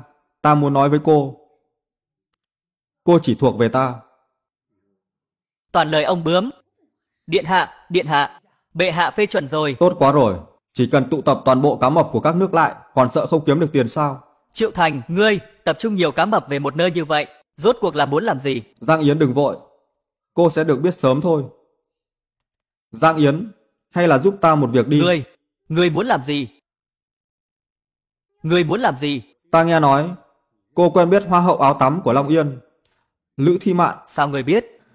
Ta không những biết hai người quen biết nhau, mà ta còn biết hai người chơi thân với nhau từ bé đến lớn, quan hệ rất tốt. Triệu Thành, rốt cuộc ngươi muốn làm gì? Chẳng lẽ ngươi cũng giống mấy công tử khác? Có ý đồ với nữ tỷ tỷ của ta sao? Ta nói cho ngươi biết, không thể nào. Ê, bà cô của tôi ơi, không phải như cô nghĩ đâu. Thế là thế nào? Ta muốn lợi dụng danh tiếng của cô ấy để bán hàng giúp ta. Lúc mấy tên cá mập này tụ tập lại, bảo cô ấy trình diễn một màn áo tắm. Thật sao? Thật 100% luôn. Ta đã có cô rồi, sao có thể để ý đến cô gái khác được nữa? Thế còn nghe được. Vậy lát nữa, ta sẽ đi nói với Lữ tỷ tỷ. Đáng ghét. Không ngờ Phụ Hoàng lại đồng ý với yêu cầu vô lý như thế, giao nhiệm vụ quan trọng cho Triệu Thành. Không biết ông ấy nghĩ gì nữa. Xem ra phần lớn quan viên trong triều đều hướng về phía Thái tử. Tình hình không được lạc quan lắm. Điện hạ, nghe nói Thái tử muốn tổ chức thương vụ bạc tỷ. Đến lúc đó rất nhiều cá mập các nước tới. Hắn muốn mượn thế để làm đền sao? Không được. Không được, tuyệt đối không để hắn thành công. Vũ Nhi chớ hoảng. Ta có một kế. Mẫu hậu mau nói đi. Lần này Thái tử đã thề ở trên triều, hoặc là có 2 vạn cân muối, hoặc là có 4.000 vạn lượng bạc. Hơn nữa, tên Thái tử này lại còn muốn tổ chức thương vụ bạc tỷ. Trong thời khắc quan trọng thế này, chắc chắn sẽ tốn không ít thời gian. Ta nghĩ hắn đã từ bỏ con đường làm muối này rồi. Muốn ra tay kiếm tiền cho đủ 4.000 vạn lượng, ta cảm thấy chỉ cần phá hỏng thương vụ bạc tỷ này của hắn là được. Điện hạ, có diệu kế gì không? Chuyện này, thật ra chúng ta chỉ cần... Được, cứ làm thế đi. Nào, cụng ly nào. Các vị, Di Hồng Lâu của ta có vui không? Vui, vui. So với Vạn Hoa Lâu thì sao? Sao có thể lấy bọn họ ra để so với Tứ Điện Hạ được cơ chứ? Bọn họ không có tư cách. Chắc hẳn các vị đã biết chuyện mấy ngày trước rồi nhỉ? Đương nhiên, Thái tử đuổi cùng diệt tận 4 bên làm muối lớn. Bây giờ đã dấy lên làn sóng phẫn nộ của các con buôn trên thiên hạ rồi. Đúng, kẻ khát máu thế này không xứng làm thái tử. Đúng thế, tên thái tử này vì công lao của mình mà chèn ép thương nhân trên khắp thiên hạ. Nhưng mà ta có một kế có thể khiến thái tử ngã đài. Hơn nữa, còn có thể khiến các vị có được lợi ích. Ý của điện hạ là sáng sớm hôm nay đã có tin tức truyền tới thái tử này bắt đầu thu mua lượng lớn muối tinh và rượu. Ta nghĩ chắc chắn là hắn chuẩn bị cho thương vụ bạc tỷ này. Chúng ta làm một trận chiến tranh giành với hắn, mua lại toàn bộ các vật phẩm mà hắn cần. Thế thì thương vụ bạc tỷ của hắn không thể tổ chức, không kiếm được 4.000 vạn lượng. Hắn chỉ còn nước thoái vị thôi. Đúng, ý của điện hạ là bảo chúng ta đứng ra mua hết số muối tinh và rượu. Đúng thế, hôm nay ta bảo các vị tới đây là để giúp ta cùng thu mua. Tên Triệu Thành chắc chắn sẽ phải chết. Đúng, đúng, 对， Lão Tôn, không phải hôm nay, ngươi phải đi mua muối tinh sao? Ngươi không biết à, thái tử và tứ hoàng tử đang điên cuồng thu mua muối tinh với rượu à? Khắp cái Long Yên này, muối tinh và rượu mà ngươi nói, không như ngày trước nữa rồi, giờ ai còn mua nổi chứ? Hai vị hoàng tử ra tay hào phóng thật đấy. Điện hạ, ngài đúng là liệu sự như thần, chúng ta vừa bắt đầu thu mua, đám người tứ hoàng tử cũng mua theo chúng ta rồi, giá cả bây giờ cứ không ngừng tăng lên. Tốt, đây chính là kết quả mà ta muốn. Bên chúng ta vẫn tiếp tục thu mua, dù giá có lên cao cỡ nào cũng cứ mua tiếp. Yên tâm đi điện hạ, việc kinh doanh của chúng ta càng ngày càng tốt rồi, tiền vốn chắc chắn là đủ dùng. Điện hạ, giờ đây muối tinh và rượu đã tăng giá lên gấp 3 rồi. Chúc mừng tứ hoàng tử. Xem ra lần này chắc chắn thắng được thái tử rồi, nhân cơ hội này, Đông Sơn tái khởi thôi, tứ hoàng tử cho bọn ta kiếm tiền cùng. Bọn ta cảm kích không thôi, là do mọi người tin tưởng ta, lựa chọn đi theo ta đấy chứ. Ta đây chắc chắn sẽ không phụ lòng mọi người. Ta sẽ dẫn dắt mọi người kiếm ăn cùng. Được. Lão gia, tăng rồi. Mau, mua thêm cho ta, mua thêm 50 vạn lượng. Sao lần trước ta lại chỉ đầu tư có một ít thế thôi chứ? Ta phải mua tiếp, xem ra hôm nay phải nâng cái giá này lên cao nhất. Đi theo tứ hoàng tử, đúng là phúc phận của bọn ta mà, đều là người mình cả, có phúc cùng hưởng, có họa tự chịu. Không hay rồi, điện hạ, giảm rồi. Điện hạ, rốt cuộc là có chuyện gì thế? Chẳng mấy chốc mà 20 vạn lượng bạc đã mất rồi, ta thấy cũng đơ ra luôn. Đừng vội, đây là hiện tượng bình thường. Đánh trận thì cũng phải tốn chi phí chứ đúng không? Hơn nữa bây giờ bọn họ đã bắn tên càng mạnh. Đến lúc đó thì trên thuyền chúng ta lại mượn được nhiều mũi tên hơn. À không đúng, là lấy được mới đúng. Nhưng mà, điện hạ, số tiền tiết kiệm của chúng ta đã tiêu hết quá nửa rồi. Triệu Thành, rốt cuộc là ngươi muốn làm gì mà tiêu nhiều tiền thế? Sau này đừng hòng nhìn ta nữa. Giang Yến, yên tâm đi, tất cả những việc này đều nằm trong tầm kiểm soát của ta. Đã tiêu sắp hết gia sản rồi, chẳng lẽ ngươi có thể khiến số tiền này quay về được à? Chỉ mồm mép là giỏi. Đương nhiên là ta có thể lấy về rồi, vì giá muối tinh và rượu này đều là do ta thao túng. Chỉ cần ta muốn kết thúc thì tiền sẽ tự ắt trở về, hơn nữa còn sẽ tăng lên gấp bội. Tiểu Lục Tử có thể đi gọi những binh lính đang ở khu đất muối tư nhân về rồi. Rõ, ai ra, cha mẹ ơi, sao lại giảm rồi? Đúng thế, tứ hoàng tử, rốt cuộc là có chuyện gì thế? Không phải ban nãy ngài đã nói, mọi người đừng hoảng, chúng ta thu mua nhiều như thế. Tên Triệu Thành kia không sốt ruột mới lạ. Mọi người tin ta, tiếp tục mua cho ta. Cứ yên tâm. Đúng, Triệu Thành sốt ruột rồi sẽ mua tiếp. Đúng thế, trước đó tứ hoàng tử dẫn dắt chúng ta kiếm được nhiều như thế. Bây giờ nghe ngài ấy không sai được đâu. Mau, con trai đem hết vàng bạc trong nhà ra đi. Cha, đừng vội vã, đó là hỗn láo. Bảo mày đi lấy thì mày mau đi lấy đi, mau lên. Điện hạ, xác nhận đã xong xuôi. Đám thương nhân cùng hội với tứ hoàng tử đã đóng cửa cửa hàng của bọn họ. Hơn nữa ta còn nhìn trộm được bọn họ vét sạch từng đồng bạc trong nhà đầu tử rồi. Điện hạ, tai mắt của ta báo rằng đám người tứ hoàng tử đi khắp nơi chỉ để gom tiền, mượn hết những nơi có thể mượn, rồi còn gán cả quán rượu và danh tiếng của bọn họ nữa. Giá tăng điên cuồng rồi. Hay, ta chỉ đợi lúc này thôi. Bây giờ bán hết toàn bộ hàng của mình ra ngoài. Mọi chuyện đã chuẩn bị xong, chỉ chờ gió đông thôi. Tiểu Lục Tử, bên binh lính chuẩn bị thế nào rồi? Xong xuôi rồi ạ, chỉ đợi điện hạ ra lệnh. Được, truyền lệnh xuống, dừng toàn bộ việc thu mua lại. Tất cả mọi người đợi lệnh. Con trai, xem đi, cha đã nói là số tiền này sẽ còn tăng lên nữa mà. Cha, mới mấy chốc thôi, mà đã kiếm nhiều thế này, còn kiếm nhiều hơn lúc chúng ta bán đống vải rách nát kia nữa. Đúng thế, may mà đi theo tứ hoàng tử điện hạ, nếu không, cả đời này lão phu cũng không kiếm nhiều thế. Ta nói rồi, chỉ cần các vị chịu đánh trận này cùng ta, thì ta sẽ khiến các vị kiếm một khoản cách xù. Các vị, cứ yên tâm, điện hạ, không hay rồi, có chuyện lớn rồi, chạm đáy rồi, đã chạm đến mức thấp nhất rồi, hơn nữa còn giảm ngày một nhanh hơn. Rốt cuộc là có chuyện gì? Hôm nay thái tử tuyên bố dừng toàn bộ việc thu mua, chẳng nói chẳng rằng, giảm hết giá xuống, cái gì? Không thể nào, vì thương vụ bạc tỷ, hắn không thể nào dừng tay được. Điện hạ, tin chuẩn đấy ạ, mau, bây giờ giảm xuống bao nhiêu? Giảm xuống hơn 2 lần rồi. Cái gì? Xong rồi, tứ hoàng tử điện hạ, ta có việc đi trước đây, mau lên con trai, đi bán chung với ta, còn không bán đi thì không kịp nữa, mau lên. Không được, ta đã đầu tư hết vốn liếng vào đó rồi, ta không thể thua được.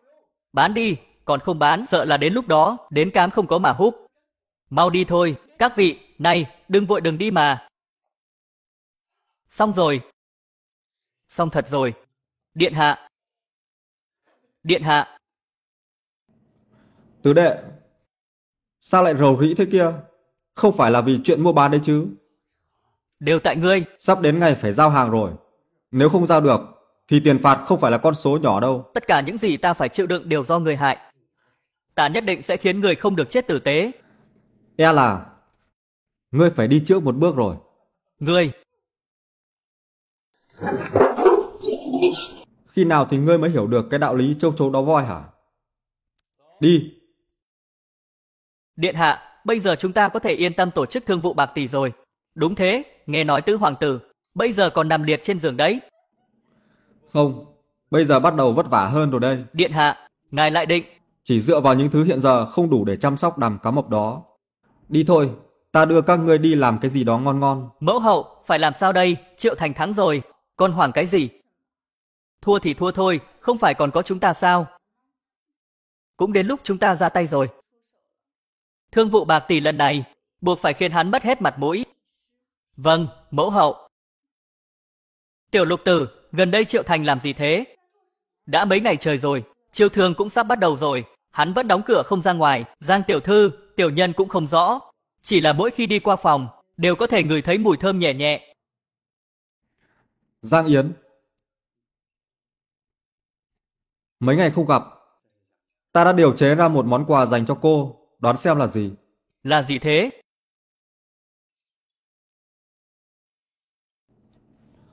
Cô thơm ta một cái, ta sẽ nói cho. Cô đừng vội mà, ta đã chuẩn bị mất bao nhiêu ngày rồi đấy, không bù đắp cho ta à? Có mùi thơm nhẹ nhẹ. Vậy ta đoán là túi thơm. Không đúng, thứ này của ta còn thơm hơn túi thơm rất nhiều, giữ mùi cũng lâu hơn, chỉ cần một chút là có thể thơm cả một ngày. Sao mà thế được, chẳng lẽ nó còn hơn cả túi thơm sao? Đương nhiên là có thể. Nước hoa được chiết xuất từ hương thơm của hoa, chỉ cần bôi một chút là có thể thơm cả ngày.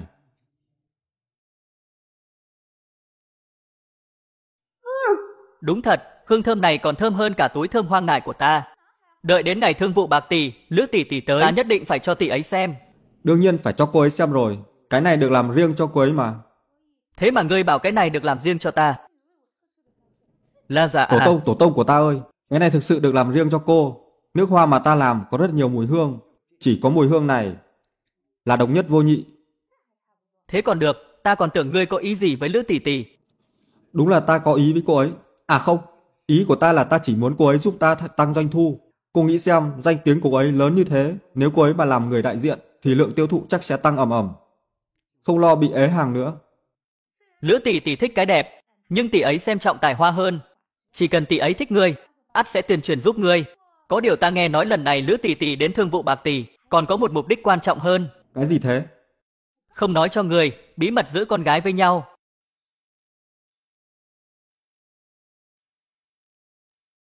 Nghe ngóng thế nào rồi? Bẩm tiểu thư, vẫn không có tin tức gì. Không sao, ngày mai ta sẽ đích thân đi kiểm tra, thuận tiện tìm muội muội của ta.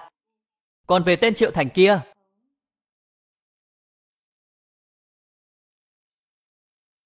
Lữ Thi Mạn, hoa hậu áo tắm đến rồi, thật sự đến rồi. Đi đi, mau đi xem. Trời ơi, đây chính là hoa hậu trong truyền thuyết. Lữ Thi Mạn đây sao? Đúng là đẹp như thiên tiên, không biết công tử nào mới xứng với cô ấy đây. Nghe nói cầm kỳ thi họa của cô ấy đều tinh thông. Triệu Thành, mắt người sáng rực lên kìa. Lữ tỷ tỷ, ta nhớ tỷ chết mất, muội muội gần đây ổn chứ? Đều yên ổn ạ. Đúng rồi, đây chính là thái tử Triệu Thành mà ta nói với tỷ. Dần nữa Lữ Thi Mạn bái kiến thái tử. Lữ tiểu thư đúng là như tiên nữ giáng trần. Không dám. Đúng rồi, ta đã chuẩn bị một món quà nhỏ cho cô ở bên trong. Mời. Đợi đã. Lữ tiểu thư có việc phải thương lượng với ta mấy ngày tới, sẽ không ở đây. Lữ tỷ tỷ, tiểu muội, ta và nhị hoàng tử của thực có chuyện phải thương thảo. Đi thôi, nhị hoàng tử. Triệu Vũ này có quan hệ với Lữ Thi Mạn từ khi nào thế? Triệu công tử, tiểu nữ kính ngài một ly. Cảm ơn ngài đã cho ta gặp được tác giả thực sự. Tình yêu như thể ngục tù, người ngoài lại dại dột vượt rào vô thăm. Bây giờ nhớ lại, vẫn khiến người ta phải cảm thán. Đúng thế, tuyệt tác ngàn năm thế này, Vị cao nhân mai danh ẩn tích đó chắc chắn đã chuẩn bị không ít thời gian. À đúng rồi, xin hỏi Ngọa Long tiên sinh, bao lâu nữa mới đến? Lữ tiểu thư, ông Ngọa Long còn 2 ngày mới tới nhà ta. 2 ngày này sao không để ta đưa cô đi chơi? Cùng nhau thảo luận thơ ca rồi gặp cũng chưa muộn. À đúng rồi, nếu Triệu Thành mời cô, tất nhiên là ta sẽ không đi. Một người bảnh bao như hắn chỉ có thể lừa được muội muội Giang Yến của ta. Bản chất lãng mạn của hắn, toàn bộ Long Yên không ai không biết đến hắn. Thực sự không biết tiểu muội Giang Yến của ta đang nghĩ gì.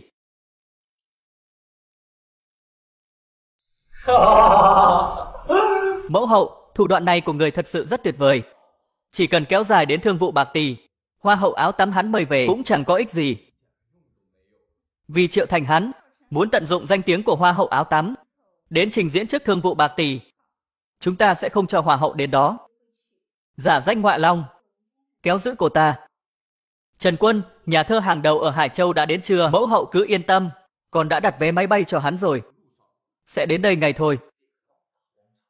Đã giả danh Ngọa Long, thế thì phải làm cho cô ta không thể nhận ra. Ngươi vội cái gì? Ta chưa nói với ngươi à? Lữ tỷ sẽ tham dự thương vụ bạc tỷ của ngươi sau vài ngày. Không đơn giản như vậy. Cô ấy là phần quan trọng nhất của thương vụ bạc tỷ, không có cô ấy chắc chắn sẽ không thu hút được nhà đầu tư. À đúng rồi, lần này cô nói Lữ tỷ tới còn có chuyện quan trọng. Là gì? Khi chúng ta gặp nhau lần đầu, ngươi ngâm một bài thơ, cô ấy không tin ngươi làm. Vì thế cô ấy đặc biệt đi tìm tác giả thực sự. Đó là Ngọa Long tiên sinh. Ngọa Long tiên sinh? Triệu Vũ này lại cản đường ta. Tiểu Lục Tử. Có tiểu nhân, có chuyện gì vậy? Chuẩn bị, có tin vui.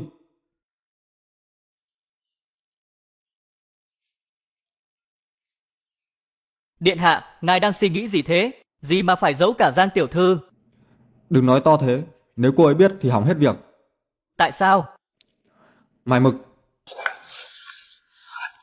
Ngươi không biết phụ nữ ghen tuông đáng sợ lắm. Cái gì? Làm thế nào để quyến rũ cô gái khác trước mặt vợ tương lai đây? Ngươi nghe chưa? Hôm qua, thái tử đã mời Lữ Kết quả là người ta không để ý đến hắn. Thái tử dục vọng lắm, Lữ tiểu thư đã nhìn thấu rồi. Đi nhanh, đi trải nghiệm xem. Nào, mời qua xem. Ngọa Long tiên sinh ra tác phẩm mới, Lầu vắng dựa trong bên gió hát. Tận nét xuân sầu, ảm đạm ngưng tầm mắt, cỏ nhạt khói lan chiều nắng tắt.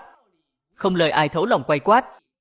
Những muốn buông tình say túy lúy, chén rượu lời ca, vui ép hoàn vô vị. Đai áo rộng dần không hẳn ý, vì ai cam nỗi thân tiểu tụy. Ai đã bài thơ này? Ngọa Long tiên sinh, chưa bao giờ nghe. Đai áo rộng dần không hẳn ý, vì ai cam nỗi thân tiểu tụy. Đai áo rộng dần không hẳn ý. Không đúng, đây là miêu tả Lữ tiểu thư phải không? Sao lại có nhiều người tụ tập ở đây vậy? Tham kiến thái tử điện hạ. Đai áo rộng dần không hận ý, vì ai cam nối thân tiểu tụy. Tuyệt vời, tuyệt vời. Không biết ai đã làm bài thơ này vậy? Điện hạ, không biết sao. Tối qua vẫn chưa, sáng nay đã dán lên rồi.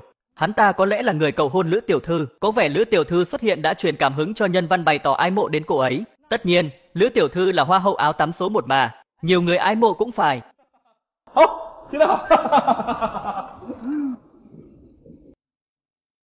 Đai áo rộng dần không hẳn ý,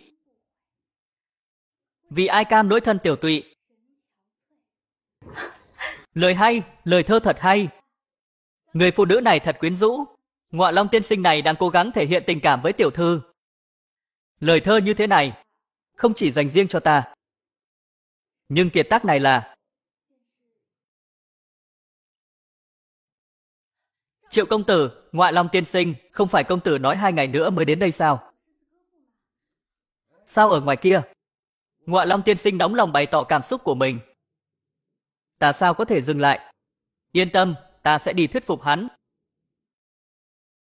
Điều tra ra chưa? Ai đã viết nó? Điện hạ, cái tên Ngọa Long tiên sinh chưa từng nghe tới. Thuộc hạ đã hỏi nhiều nhà trí thức nhưng họ không biết. Phế vật, đúng là một lũ phế vật. Không được để Ngọa Long này làm xáo trộn kế hoạch của ta. Thật là tình cờ nhưng không may. Sao Ngọa Long lại xuất hiện đúng lúc này? Không hay, điện hạ, Ngọa Long tiên sinh lại xuất bản tác phẩm khác. Cái gì?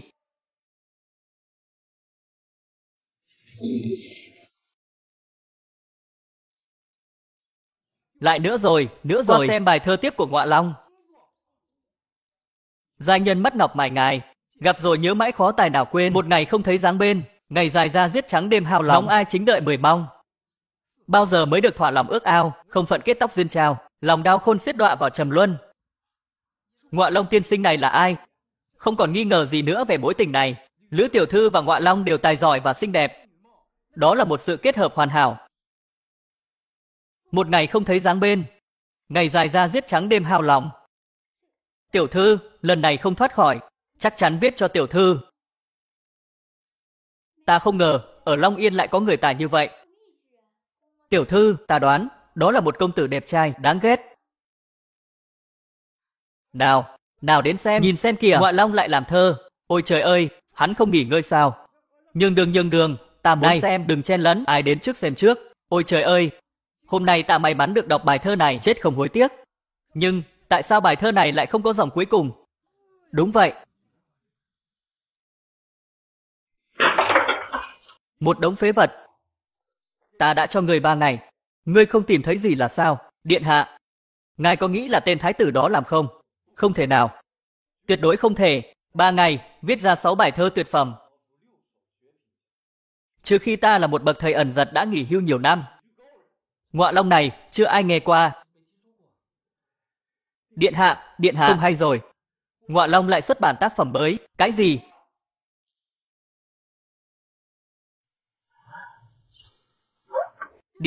Điện hạ. Âm thầm quá bức ngân hà, sao bay gửi hận mây hoa khoe màu. Gió vàng sương ngọc tìm nhau, đường trần muôn kiếp có đâu sánh cùng. Nhu tình mộng đẹp tương phùng, ngậm ngùi chẳng nỡ. Ngoảnh trông thức kiều, tình xưa nếu mãi còn yêu. Nếu tình yêu kéo dài lâu. Câu cuối cùng này là gì? Tiểu thư, hãy xem bên dưới. Long Yên, nhà lãnh đạo. Thương vụ bạc tỷ. Tiểu thư, ta đã nói Ngọa Long ở đây vì tiểu thư phải không? Bây giờ gọi tiểu thư đến thương vụ bạc tỷ đó. Hóa ra Ngọa Long tiên sinh này thực sự là thật.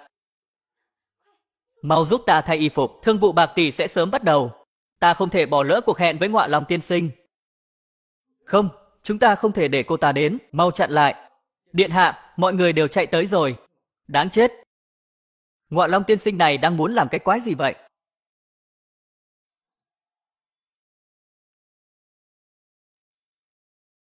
Tại sao có nhiều người ở đây vậy?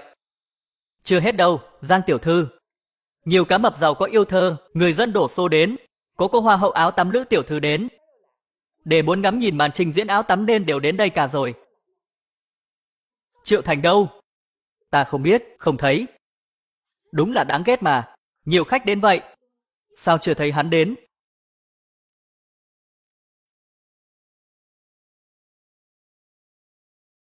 Cuối cùng cũng bắt đầu.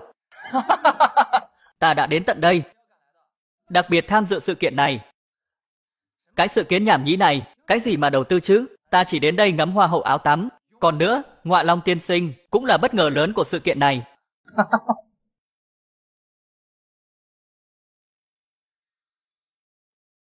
Các vị khách quý, các vị hãy kiên nhẫn nhé, đừng gây ồn ào, hội nghị của chúng ta sẽ sớm bắt đầu.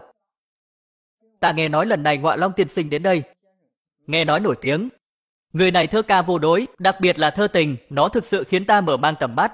Đúng, nghe nói Ngọa Long tiên sinh cũng giống chúng ta, là cá mập đến tham dự thương vụ bạc tỷ. Không ngờ hắn cũng là cá mập. Bệ hạ giá đáo.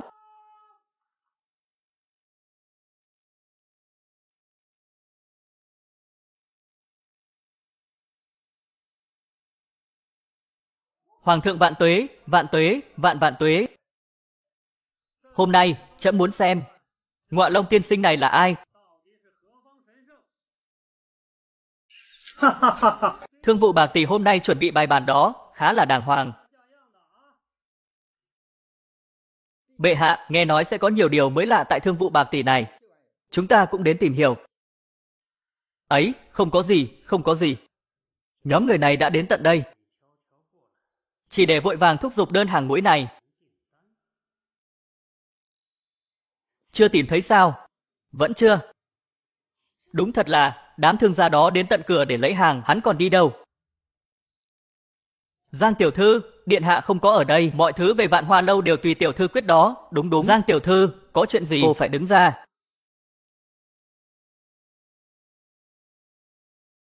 Này, sao không thấy Thành Nhi đâu?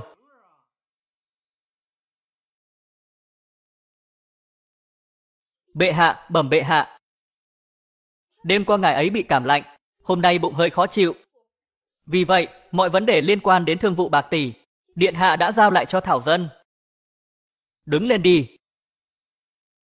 Tạ bệ hạ.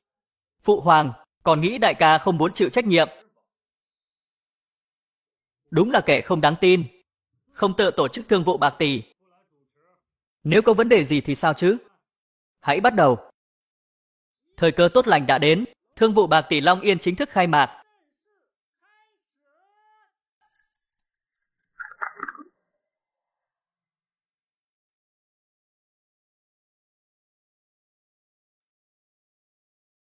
Thương vụ bạc tỷ này thu hút nhiều cá mập giàu có và giới trí thức. Có thể gọi đây là một sự kiện chưa từng có. Chúc mừng bệ hạ, chúc mừng bệ hạ. Nếu sự kiện này có thể được tổ chức thành công, ta chắc chắn sẽ lấy lại uy nghiêm của Long Yên. Dường như tất cả các nước từ lâu đã không kiềm chế được. Trường hợp thất bại, không phải là bị mất mặt trước các quốc gia sao?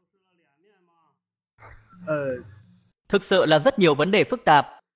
Lão thần nghe nói các quốc gia đã gửi đến nhiều nhà văn tài năng, muốn ngăn chặn sự kiện của chúng ta. Nhiều người trong số họ đến từ các nước thù địch. Đây là đang muốn đánh vào mặt trẫm sao? Và những điều không nói công khai trong sự kiện này. Nhiều văn nhân và cá mập giàu có ở nước ta, một số người đến chỉ để ngắm vẻ đẹp của hoa hậu áo tắm, một số đến vì Ngọa Long tiên sinh. Những người thực sự đặt tâm vào thương vụ bạc tỷ này cũng không nhiều.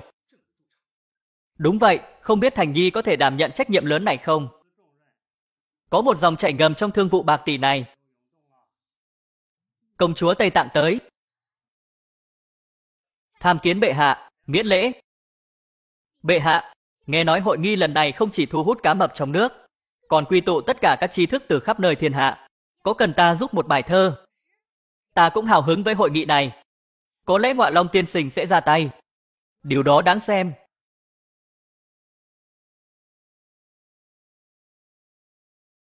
Được rồi, hãy coi nó như một màn khởi động.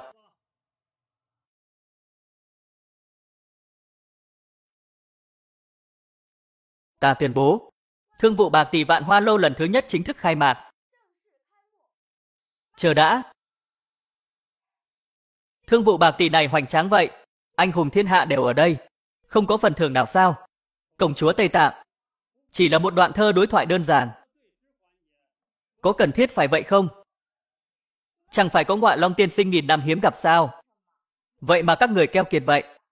Đây là tinh thần dũng cảm của Long Nham sao? Tây Tạng các cô nói vậy là có ý gì? Kể từ lần trước, chúng ta đã thua 2 tòa thành trước Long Yên. Tại sao lần này bệ hạ không lấy 2 thành trì đó làm giải thưởng? Thế nào? Tây Tạng thật không biết xấu hổ. Lần trước thua không tính à? Tây Tạng trang nghiêm chúng ta không thiếu 2 thành này. Chỉ là thương vụ bạc tỷ này sôi động quá. Tây Tạng chúng ta cũng muốn làm cho hội nghị này sôi động hơn. Nếu chúng ta không đồng ý thì sao? Thế thì ta xin lỗi. Lực lượng phòng thủ của chúng ta sẽ không bao giờ rút lui. Cô quá hung hăng đó. Đương nhiên, chúng ta không muốn Long Yên phải đau khổ. Chi bằng vậy đi. Lần này Long Yên giành được 2 thành đó. Ta sẵn sàng nhượng bộ. Không chỉ có vậy, Tây Tạng ta sẵn sàng là nước bại trận, bồi thường 50 triệu lượng bạc.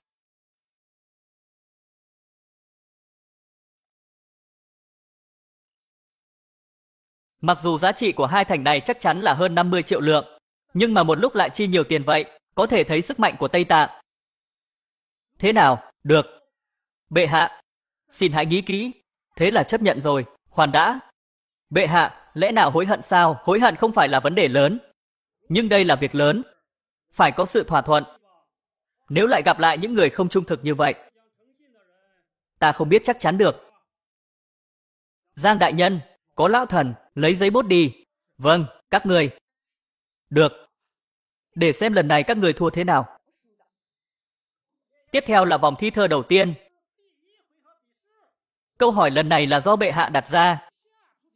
Trong 1 canh giờ, sáng tác ra thơ, tác phẩm được đánh giá là xuất sắc, tuyệt vời, tinh tế, bình thường. Đánh giá chấm điểm. Theo 4 cấp độ, người đạt điểm cao nhất trong 4 tác phẩm sẽ thắng cuộc. Kết quả cuối cùng do ban giám khảo tại hiện trường quyết định. Sao để đảm bảo công bằng, ban giám khảo sẽ công bố tác phẩm công khai, được các thành viên hiện trường đánh giá. Được, ta sẽ xem lần này có gây ra sự cố không, làm thế nào mà các người thắng được. Hy vọng sẽ không có bất kỳ hoạt động mờ ám nào. Thương vụ bạc tỷ lần này, cảm ơn các vị đã đến đông đủ.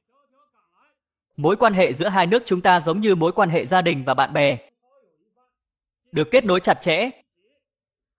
Đây là may mắn đối với Long Yên ta. Vì vậy, ta sẽ lấy bạn bè làm chủ đề. Hoàng thượng vạn tuế, vạn tuế, vạn vạn tuế. Bình thân. Hãy bắt đầu. Điện hạ, đã tìm ra Ngọa Long tiên sinh chưa? Điện hạ, hội nghị có rất nhiều người, vẫn chưa tìm được, bằng mọi cách. Tìm Ngọa Long cho ta, nhanh lên. Tuân mệnh điện hạ. Sự kiện lần này, không thể để Triệu Thành chiếm trọn spotlight. Tiểu thư, cảnh tượng này hoành tráng thật đấy. Đúng, tập trung nhiều người vậy. Toàn là nhân tài. Ngọa Long tiên sinh ở đâu?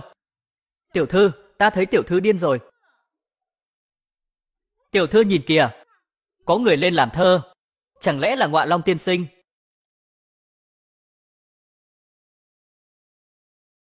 Đó có phải là Tiền Nhất Lương không? Đúng là hắn.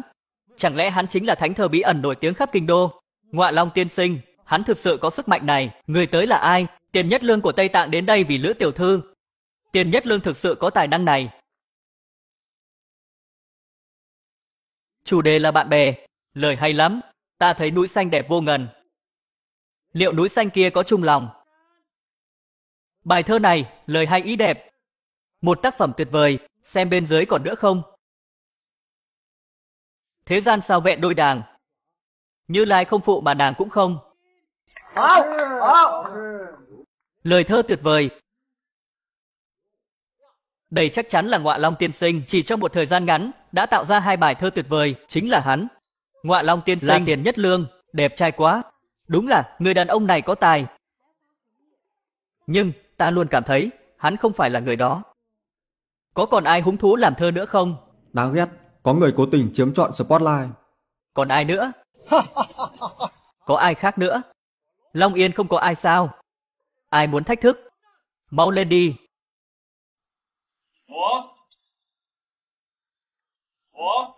Lại có người dám khiêu khích thánh thơ Tiền Nhất Lương. Khá can đảm đó.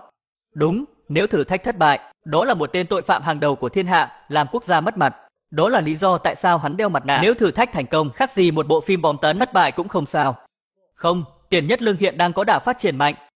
Hắn không thể thắng. Người vẫn còn đeo mặt nạ à? Thấy xấu xí quá sao? Hầu hết nhà văn đều có lựa chọn riêng mình. Toàn bộ, chỉ có mình hắn đeo mặt nạ. Chiếc mặt nạ này là tên của hắn.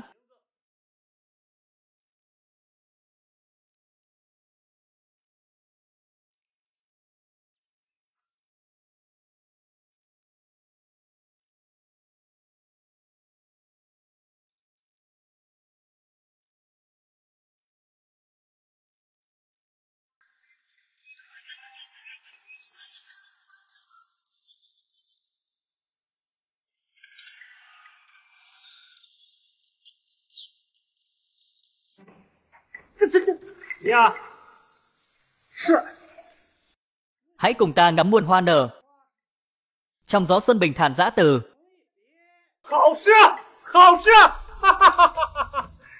Bệ hạ vẫn chưa đọc hết. Lẽ nào cũng giống Tiền Nhất Lương. Cũng sáng tác 2 bài thơ. Đừng hỏi nữa, đọc tiếp đi, bệ hạ. Đây là viết nguyên cả đầy 1 trang. Cái gì, viết đầy 1 trang thì sao? Phải thực sự hay mới gọi là lợi hại. Đọc tiếp. Quân nơi 9 suối cùng cát bụi. Ta tại nhân gian tuyết trắng đầu. Gặp chi người cũ nhớ nước xưa. Thôi thì lựa mấy pha trà mới. Tiếc chi thơ rượu cuốn thời trẻ trung.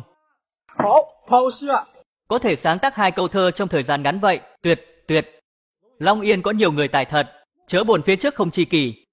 Thiên hạ, không người quen biết anh. Cái gì?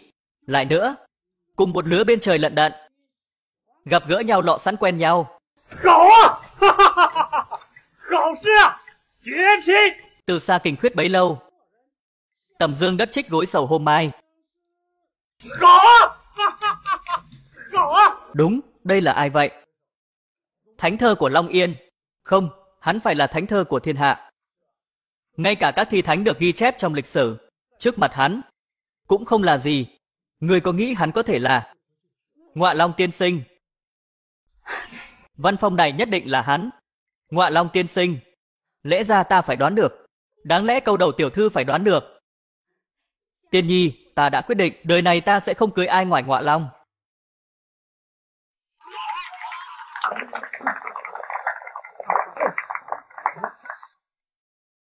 Ngọa Long tiên sinh, cuối cùng cũng có thể gặp ngươi hôm nay. Cái gì? Hắn là Ngọa Long tiên sinh. Chính là tại hạ. Thế nào, còn ai nữa không? Tây Tạng cũng chỉ đến thế thôi mà. Ta tuyên bố, người chiến thắng. Ngọa Long tiên sinh. Chúc mừng bệ hạ. Chúc mừng bệ hạ. Không thể ngờ, Hoa hậu áo tắm và thiên tài thơ ca đã biết nhau từ lâu. Ta không biết các người đã gặp nhau như thế nào. Bẩm bệ hạ, tất cả đều nhờ có nhị hoàng tử. Chính nhị hoàng tử là người đã giới thiệu Ngọa Long cho ta. Con trai, có chuyện này sao? Của thực là vậy.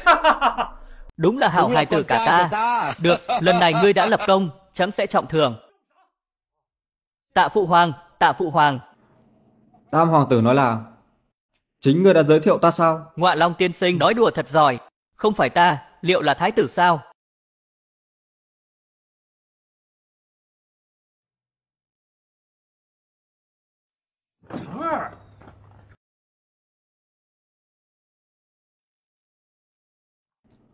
Vũ hoàng, Nhi thần đã không làm mất danh dự, Long Yên lại có được 2 tòa thành. Không thể nào, không thể nào. Ngươi không thể là Ngọa Long tiên sinh. Ngươi là thái tử phế vật. Cô đã nhiều lần gây rối cho Long Yên ta, nên biết rõ về sức mạnh của ta chứ. Ngươi. Sao nào, Tây Tạng đã thua. Muốn trốn nợ sao? Đừng quên, cô đã ký thỏa thuận. Vô lý. Sao một Tây Tạng đàng hoàng lại làm ra chuyện như vậy? Cô không muốn mặt mũi nữa sao? Các người bắt nạt ta. Hoang đường. Ta không đặt ra những quy tắc này. Ta nhớ là cô tự mình đưa ra quy tắc này mà. Sao nào? Nếu không giỏi bằng người khác, cô lại muốn chửi họ? Hay là Tây Tạng cô lại muốn nuốt lời? Chúng ta nhất định sẽ làm theo thỏa thuận. Nhưng đừng quên, thương vụ bạc tỷ này, sản phẩm là nhân vật chính, có khả năng hãy nói chuyện về sản phẩm. Sao nào, người có dám cá cược với ta nữa không? 2 tòa thành lại bị mất lần nữa, phụ hoàng sẽ đánh nát mông ta mất. Không, ta phải lấy lại nó. Được rồi, có gì mà không dám, cược thì cược. Thái tử đã chiếm được 4 tòa thành, không cần cược làm gì. Vì thái tử đã đồng ý, vậy không thể rút lời. Ta muốn cược 4 tòa thành. Đặt cược vào sản phẩm. Sản phẩm của ai có thể gây ấn tượng trước, người đó thắng. Được, vậy thì ta sẽ chầu cô tới bến. Công chúa, với tư cách là chủ nhà, ta nhường cô trước. Ta sẽ làm vậy. Kẻ nhát gan. Ta chỉ sợ một khi ta lấy món đồ này ra, ngươi không cần phải lên nữa. Đây là túi hương với hoa và họa tiết bạc. Các loại hương liệu trong này đều là hương liệu nhập khẩu tốt nhất. Và bên trong có một thiết bị giữ cân bằng, dù có rung lắc thế nào cũng không rơi hương liệu. Loại hương liệu tuyệt vời này đúng là vô giá. Có tiền cũng khó mua được. Đúng thế, đây đúng là sản phẩm cao cấp. Đúng là đồ hiếm. Lại còn có thiết bị cân bằng bên trong. Phát minh vĩ đại không thể rơi vãi. Đúng là thuận tiện hơn nhiều. Mọi người có thể đến gần để xem nó tinh tế như thế nào. Đúng, bức thêu này được thực hiện một cách tinh xảo, rất ổn áp, rất phong phú. Đúng là kiệt tác của chuyên gia. Và tay nghề của người thợ chính là nghệ nhân thêu tranh Lưu Thụy Cầm. Mỗi một khâu đều là một nỗ lực rất lớn. Chẳng trách, sản phẩm của nghệ nhân Lưu Thụy Cầm chắc chắn phải là sản phẩm tốt. Đúng, công chúa Tây Tạ, ta bỏ phiếu cho sản phẩm này. Ta nữa. hãy yên tâm hợp tác với ta. Ôi, giờ tệ quá rồi, thái tử có thể mang ra cái gì sau đây? Phụ hoàng, điều trách hoàng huynh hùng hãn, bây giờ không chỉ phải trả lại tòa thành, còn giúp Tây Tạng quảng bá sản phẩm của họ. Đúng, điều này cho thấy sự phát triển của Tây Tạng vượt xa Long Yên chúng ta. Ngọa Long tiên sinh, Thành Nhi đưa ra quyết định mà không được phép, cược với Tây Tạng, nên chịu tội gì? Ngươi còn kiêu ngạo như vậy sao? Phụ hoàng, Nhi thần chắc chắn thắng, sao lại không cược? Triệu Thành, ngươi thật to gan, dám cãi lại phụ hoàng. Phụ hoàng, hãy trừng phạt hắn, ngươi phải phạt, úp mặt sám hối bệ hạ. Bởi vì thái tử quá tự tin. Sao không để thái tử thể hiện? Thành Nhi, ý ngươi là ngươi có thể lấy ra thứ để so sánh với sản phẩm đó, thứ tốt hơn sao? Tất nhiên rồi. Túi hương liệu này không đáng là gì cả.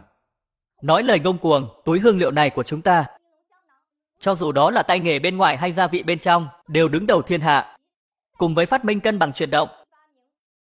Ngươi có tài cán gì mà chê nó? Công chúa, ta chỉ nói sự thật thôi. Đừng nóng giận, không tốt cho sức khỏe. Vì ngươi đã chê sản phẩm của chúng ta muốn xem ngươi có khả năng gì. Lấy sản phẩm của ngươi cho mọi người xem cái nào tốt hơn. Lúc đó, mọi người sẽ tự đánh giá sự khác biệt. Có vẻ như tầm nhìn của thái tử không cao. Sản phẩm cao cấp như vậy mà còn chê được. Đúng là thiếu hiểu biết. Đúng, nhưng biết đâu lại có thứ tốt hơn thì sao? Cái đó có thể nghĩ ra sản phẩm hàng đầu ở lĩnh vực khác. Còn túi thơm, ta thấy chỉ có sản phẩm của công chúa là thứ tuyệt nhất rồi. Hóa ra ngày đó ngươi đã chuẩn bị cho thời điểm này. Ngươi nói sản phẩm đó là số 1 trong ngành túi thơm. Liệu còn sản phẩm khác có thể vượt qua? Dĩ nhiên là không. Thật trùng hợp, sản phẩm của ta cũng thuộc loại túi thơm này. Thái tử, đừng quá tự cao, đừng chống lại vô ích. Triệu Thành, người cố gắng vì danh dự mình, muốn cả Long Yên bị liên lụy sao? Thành Nhi. Phụ hoàng, người yên tâm, thứ con sắp lấy ra đây, sợ là toàn thiên hạ sẽ phải thay đổi. Kiêu ngạo, có thứ gì có thể tốt hơn túi thơm này chứ? Đúng là không biết trời cao đất dày, ta muốn xem người có thể nghĩ ra được món đồ gì. Công chúa yên tâm, chúng ta sẽ thắng, lần này cuối cùng chúng ta cũng có thể cảm thấy tự hào. Tên sản phẩm của ta là nước hoa. Nước hoa, chưa từng nghe thấy. Thứ này thực sự tốt hơn túi thơm sao? Đúng, thứ nước này lại có mùi thơm được sao? Chẳng lẽ đầu óc của thái tử này có vấn đề rồi? Người thấy đấy, cái chai này cũng chỉ bình thường thôi, trông có vẻ rẻ tiền. Triệu Thành, một dịp quan trọng như vậy, lại giới thiệu sản phẩm rẻ tiền. Ngươi làm vậy khác gì xúc phạm phụ hoàng, xúc phạm Long Yên quốc. Ta nghĩ ngươi có thể nghĩ ra một thứ gì hàng đầu. Không ngờ lại là một lọ nước. Nước không màu không mùi, làm gì có hương vị gì. Lần này, ngươi sẽ thua. Chưa thử sao biết được. Nước hoa này được thu gom bằng cách chiết xuất từ hương thơm của hoa. Chỉ cần một giọt hương có thể vây quanh người. Và nó có thể kéo dài trong 30 ngày. 30 ngày? Một giọt nước có thể tồn tại 30 ngày. Có phải ngươi đang coi thường văn nhân và cá mập các nước? Đúng, ngươi, Thái tử Long Yên, quá kiêu ngạo. Nếu mặt hàng này thực sự hoạt động như ngươi nói, Dạ Bình Quý, cá mập giàu nhất nước Ngô, sẵn sàng dành hết tài sản của mình hợp tác với ngươi. Đúng vậy, Lưu Đức Dân, ông trùm vải của đất nước Đại Hàn, cũng sẵn sàng đổi nghề để theo ngươi. Quân tử một lời nói ra, từ má nan truy. Ta mong được hợp tác với tất cả các cá mập giàu có. Các vị, hãy xem nhé.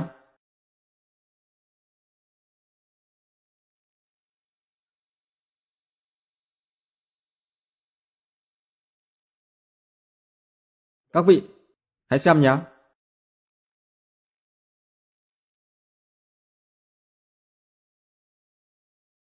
Ghê ghê, thơm quá. Cái này có mùi gì thế? Đúng, nó không chỉ có hương hoa nhẹ nhàng, còn có mùi hương nhẹ của trái cây. Đúng, nó làm lại nhớ lại cảm giác của mối tình đầu. Chà, Ngọa Long tiên sinh thực sự rất tài năng. Ta chắc chắn, ta phải cưới hắn. Này, tiểu thư, ngươi là hoa hậu áo tắm, dè dặt chút. Nước hoa này, mùi thơm thật, ta muốn mua một chai cho nương tử. Đúng, ta cũng muốn mua. Nó có ý nghĩa thời đại, chắc chắn sẽ chấn động thiên hạ, mua càng nhiều càng tốt. Nhưng ta không biết nó đáng giá bao nhiêu. Nhưng dù có bao nhiêu ta cũng phải mua, Các vị cá mập xin đừng lo lắng, nước hoa của ta số lượng đầy đủ và giá cả phải chăng. Có 11 hương thơm cho mọi người lựa chọn. Lúc đó, thiên hạ sẽ không cần phải dùng đến túi thơm nữa. Thái tử không chỉ có tài chém gió thơ ca tụt quần, mà còn thật sáng tạo. Thái tử xứng đáng thắng lần này. Đúng, không sai, có thái tử, đó là may mắn của Long Yên. Đúng, đúng. Hôm nay ta thật vinh dự có mặt ở đây. Đúng là may mắn của cá mập và văn nhân thiên hạ. Đúng, ta không ngờ Long Yên quốc lại chờ mình mạnh đến vậy. Thật thấy mình kém cỏi.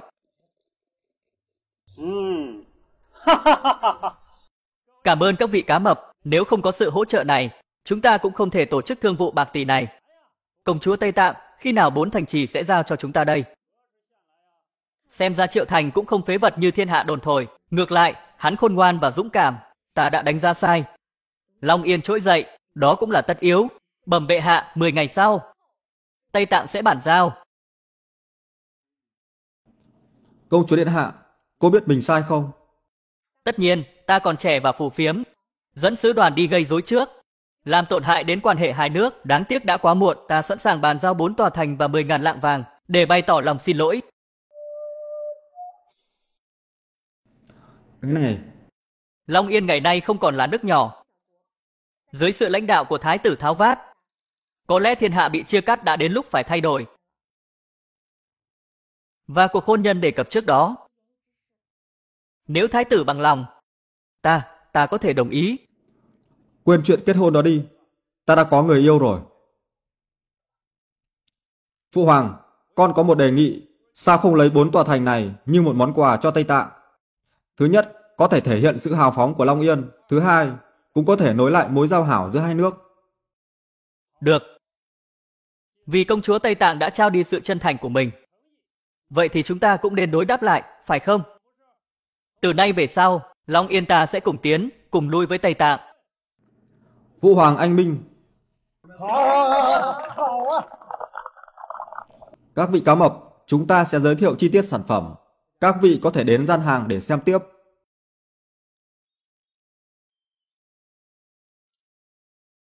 Này, Thành Nhi! Đúng là con trai của ta. Ta thực sự đã nhìn đúng người. Việc đẩy mạnh hoạt động chiêu thương lần này đã góp công lớn. Tạ phụ hoàng đã khen ngợi. Này, Thành Nhi! Ở đây chỉ có 2 cha con ta. Đừng nói lời lịch sự vậy. Được rồi, Thanh Nhi. Cái chai nước hoa đó làm ta nhớ đến khi còn trẻ. Ta lại nhớ lại hồi ta đi tán gái. Nói người biết. Cái đó, người không cần phải kể đâu. Vậy thôi, chấm rất thích nước hoa này của ngươi. Rất quan tâm đến nó. Ngươi có thể cho trẫm xem qua. Tất nhiên rồi. Phụ hoàng, con có một cơ sở ở Kinh Thành. Người cứ đến bất cứ lúc nào. Vậy, ngày mai ta sẽ đến xem ngươi dùng cách gì để làm ra nó. Triệu Thành này được trời phái xuống, điều này khiến ta hết sạch tiền. Còn lão hoàng đế đó chỉ muốn ủng hộ Triệu Thành đáng ghét đó. Ông ta không hề coi trọng ta chút nào. Không được. Lần này phải báo thù. Điện hạ yên tâm, ta đã điều tra lộ trình của hoàng thượng và thái tử. Ta có thể xoay chuyển tình thế. Mau nói. Không được. Đây là tội chặt đầu. Điện hạ, giờ chúng ta đã ở cuối sợi dây rồi. Còn quan tâm gì nữa? Đây là cách duy nhất để truyền bại thành thắng. Điện hạ yên tâm, tất cả những gì ta tìm được đều là những cao thủ hàng đầu. Được. Vậy cứ làm thế đi. Ta phải giết hắn hoàn toàn. Ngai vàng là của ta. Triệu Thành kẻ thù truyền kiếp của ta. Và lão hoàng đế đó, có vẻ như ông ta sẽ không có cơ hội nhìn thấy ta lên ngôi.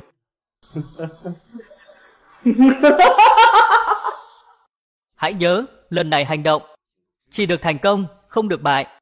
Nếu thất bại, đầu sẽ rơi xuống. Hiểu chưa? Nghe theo tứ hoàng tử hết. Im lặng. Cứ bô bô cái mồm lên, bị phát hiện thì sao? Biết lỗi. Xin điện hạ tha thứ. Đến rồi. Hoàng đế và thái tử đến rồi. Hãy chuẩn bị sẵn sàng, hôm nay không được để con chuột nào trốn thoát. Thành Nhi, cơ sở sản xuất nước hoa này của người khá tốt đó. Cảm ơn phụ hoàng. Phụ hoàng đến đây chỉ mang theo 2 thị vệ. Người không sợ nguy hiểm sao? Yên tâm, đây đều là 2 cao thủ hạng nhất ta đã nuôi dưỡng. Họ có võ công cao cường và không bao giờ bị phục kích. Có thích khách hộ giá. Thổ phỉ đây, mau giao tiền. Ta sẽ tha mạng cho người. Hỗn xược, dám ngông cuồng. Đại ca, có gì từ từ nói. Chúng ta đưa tiền. Đây là tất cả tiền của chúng ta, hy vọng đại ca sẽ hài lòng. Không cần phải diễn nữa. Ta cứ tưởng ông già mang theo rất nhiều người. Hóa ra là ông ta chỉ mang theo vài vệ sĩ cá nhân. Triệu Nhượng, sao có thể là ngươi? Không sai, con là con trai người, cũng là hoàng đế tương lai của Long Yên Quốc.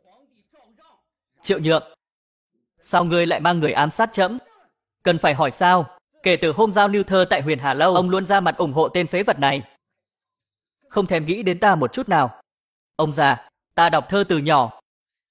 Lẽ nào không tốt bằng tên thái tử vô tích sự này sao? Đọc thơ đọc sách có ích gì? Khi bây giờ ngươi làm điều đại nghịch bất đạo này, không sợ làm lạnh lòng phụ hoàng sao? Ngươi mau câm miệng. Tất cả đều là do ngươi đã đẩy ta đến tình cảnh này. Nhưng không sao, ngay lập tức, ngươi sẽ hoàn toàn biến mất khỏi thế giới này. Và cả ông già nữa. Ngươi... Tứ đệ, cứ bình tĩnh đã. Mọi chuyện từ từ bàn bạc có được không? Đừng cố cản trở ta bằng những ý tưởng ngu ngốc của ngươi nữa. Hôm nay sẽ là ngày chết của ngươi. Nghĩa là không có thương lượng. Triệu Thành, động lực trước đây đâu rồi? Cái chết cận kề, biết sợ rồi phải không? Nếu như bây giờ ngươi xử lý ông già bằng chính đôi tay mình, ta có thể xem xét giữ toàn mạng cho ngươi. Trước đây ngươi luôn đánh bại ta thì sao? Đến cuối cùng, ngươi vẫn rơi vào tay ta. Ngươi chắc chắn? Đừng giả vờ đi. Mau, chặt đầu tất cả bọn chúng xuống, chôn dưới hoàng thổ này. Tướng quân Định Viễn có mặt. Cái gì? Tướng quân Định Viễn có mặt, tướng Lưu Vi, tướng Chu Nguyên có mặt. Chu Nguyên và Lưu Vi đều ở đây. Đưa ta đi nhanh đi, chỉ cần ngươi có thể hộ tống ta đi an toàn, ta hứa sẽ cho ngươi 10.000 lượng vàng. Tứ đệ, ngươi quên rồi sao? Ngươi đã mất hết tiền rồi. Nào, đưa ta đi, khi quay về ta sẽ đưa vàng cho ngươi. Tứ đệ, ngươi điên rồi sao? Nhìn lại tình hình xem, xử chúng đi. Chúng thuộc hạ đều ở đây, sẵn sàng nghe lệnh và hố tống người. Không thể nào. Thành Nhi, có chuyện gì vậy? Trước đây Triệu Nhượng đã bị thua trong cuộc chiến giáo muối, con lại tỏa sáng tại thương vụ bạc tỷ, thế nên nó oán hận và muốn trả thù.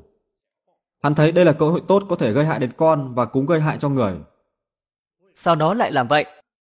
Vì trước đây con đã cướp đi hào quang của nó cảm thấy phụ hoàng luôn ưu ái con mà không phải nó. Phụ hoàng. Nhi thần nhất thời hồ đồ, xin phụ hoàng tha mạng. Xin phụ hoàng tha mạng. Đáng chết. Nghịch tử, dám mang người ám sát trẫm. Người đâu, truyền lệnh trẫm. Tứ hoàng tử Triệu Nhượng, mưu sát nhà vua, giết không tha, đừng mà phụ hoàng.